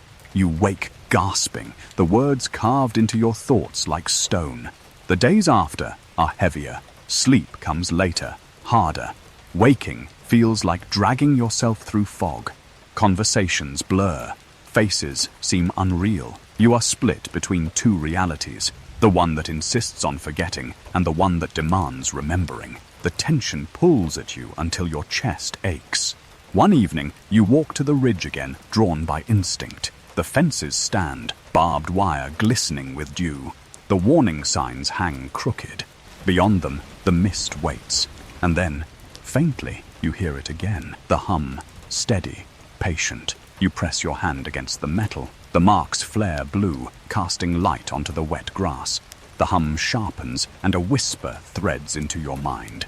The aftermath is not ending. It is beginning. You stumble back, trembling, tears burning your eyes. You know what it means. The cover may pretend, but the tea, Ruth, will not fade. The watchers are patient. The watchers are endless. and the marks will not allow forgetting. Back in town, cracks widen further. One night, the power cuts out. Street lamps flicker. Televisions die. Engines stall. People gather in the streets, their faces pale, their whispers frantic. In the dark, you see faint blue glows, marks burning beneath sleeves, wrists, necks. The silence of denial wavers, replaced by recognition. When the lights return, no one speaks of what they saw. But you know, they know. The aftermath grows heavier. Another night, the storm rages harder than ever. Rain lashes windows, thunder shakes foundations, and within the storm's rhythm, you hear it clearly now, no longer code but words. You are ready. You are not alone. The silence will not hold. Your marks blaze so brightly you cannot hide them. You fall to your knees in your room, clutching your arm, sobbing as the voices thunder through you. The aftermath is not silence. It is awakening. By morning, the storm is gone. The sun spills pale light across rooftops. Life pretends again. Children laugh, farmers work, neighbors wave. But you carry the truth in your blood, in your bones, in the marks that no longer fade. You are the witness. The cover cannot erase you. The aftermath is not the end. It is the threshold of something larger. And as you lie in bed that night, listening to the patient tap of rain, you hear the voices one last time before sleep pulls you under. The silence is breaking. The remembering has begun. And when the time comes, you will not dream. You will lead. The storm has never sounded the same since the night you crossed the threshold. Each drop against the roof, each rivulet sliding down the glass carries weight, rhythm, meaning. Rain no longer belongs only to weather. It belongs to memory. It belongs to them. And now, as you sit at your desk, the papers scattered with half-legible scribbles of spirals, triangles, and coded patterns, you understand what the watchers whispered to you. You are not separate. You are the witness. And one day, you will speak. This is the legacy you carry. Not one written in books, not one spoken aloud in crowded halls, but one carved into flesh, humming in your blood, folded into every storm. It begins here, with you, but it will not end here. The town remains silent. At the diner, the same jokes are told, the same plates clink, the same newspapers run the same tired lies. The words aurora, drill, unusual weather scatter across headlines like confetti meant to distract. And yet you see it. Glances that linger too long on the sky, sleeves tugged nervously lower, conversations cut short mid-breath. The silence is fraying. The cover works only on the surface now. Beneath it, the legacy grows. Children hum storm patterns under their breath. Neighbors trace triangles into condensation on cafe windows. Strangers pause mid-step, glance at you, and let their eyes fall briefly to your wrist as if asking, "Do you remember too?" You nod sometimes, subtly, quietly, enough to let them know they are not alone, enough to plant the seed. Memory survives. The dreams persist. You no longer fear them. Each night you walk corridors of pulsing light, vast halls mirrored in stars. The figures wait, their elongated eyes absorbing you, their voices thunderous yet calm. But the message has changed. No longer only remember. Now it grows deeper. Carry, speak, pass it on. And in your dreams, you see yourself not on, lie as witness, but as bridge between watchers and town, between silence and truth, between generations. You wake with tears drying on your cheeks, the marks on your arm glowing faint and steady. You whisper into the dark, into the rain, "I'll remember. I'll tell them. I'll keep it alive." The hum answers, low and endless, vibrating the floor beneath your bed. One evening, you walk the empty streets. The watchers appear again that night. The rain lashes harder than ever, rattling your window like urgent fingers. You step outside, soaked instantly, your marks blazing through your sleeve. Above the ridge, the triangle of lights hovers, silent, vast, patient. But this time, you do not tremble. You do not fall to your knees. You stand tall, rain running down your face, arms raised. You whisper into the storm, voice steady. "I am here. I remember, and I will not let them forget." The storm has passed, leaving puddles that shimmer with reflections of street lamps and hidden stars. The air smells of wet earth and smoke. You hear your footsteps echo and, faintly, another rhythm layered beneath, the storm's code, repeating itself in memory. At the edge of town, you stop by the old oak tree near the schoolyard. Once, as a child, you whispered to friends about strange lights here. Once you carried secrets too heavy for small shoulders. Now you stand older, marked, awake, and you realize this is where the legacy will root itself. Not in hidden corridors, not in classified files, not in lies printed on newsprint, but in whispered memory. You carve into the bark, careful and slow. Not initials, not words. A triangle. Simple, faint, but alive. A signal for whoever comes after you. The lights pulse once, twice, 3 times. And the voices thunder in unison. Louder than rain, louder than thunder, louder than your own thoughts. This is the legacy. Not silence, not cover, not erasure. Memory carried forward, in storm, in skin, in blood. Your chest burns with unbearable awe, unbearable grief, unbearable love. The lights fade slowly, folding into the storm until only rain remains. But the echo stays, carved into you like scripture. In the weeks that follow, you begin to notice something remarkable. The town does not speak openly, not yet, but it moves differently. Children gather closer, drawing symbols in mud that rain quickly washes away. Neighbors nod silently, their sleeves pushed back for a heartbeat before tugging them down again. And you begin to write. Not only for yourself, but for whoever will come after. You fill notebooks with coded sequences of rain, sketches of corridors, fragments of whispers. You document each dream, each vision, each moment the marks burned alive. You write, not because you believe the government will ever acknowledge it, not because you think the silence will vanish overnight, but because you know memory must survive. This is the legacy, not proof in photographs or files. Proof in persistence. Proof in remembering. Years from now, the cover may still persist. Headlines may still insist on drills and weather balloons. Men in black trucks may still patrol the ridge, their radios crackling with clipped commands. But rain will always fall. Marks will always glow. Dreams will always deliver their messages. And someone, someday, will find your notebooks. Someone, someday, will see the triangle you carved into bark. Someone, someday, will hear the whispers threaded through storms and know they are not separate. They never were. The legacy is not loud. It is quiet, steady, patient, like rain. On the last night before the doctor, shifts forever. You step out into the storm. The rain washes over you, soaking your clothes, filling your ears with its rhythm. You roll back your sleeve. Let the glow blaze openly. Unhidden. You raise your arm to the sky, and the marks pulse brighter, casting light across the yard. Above, faint but certain, the triangle of lights appears.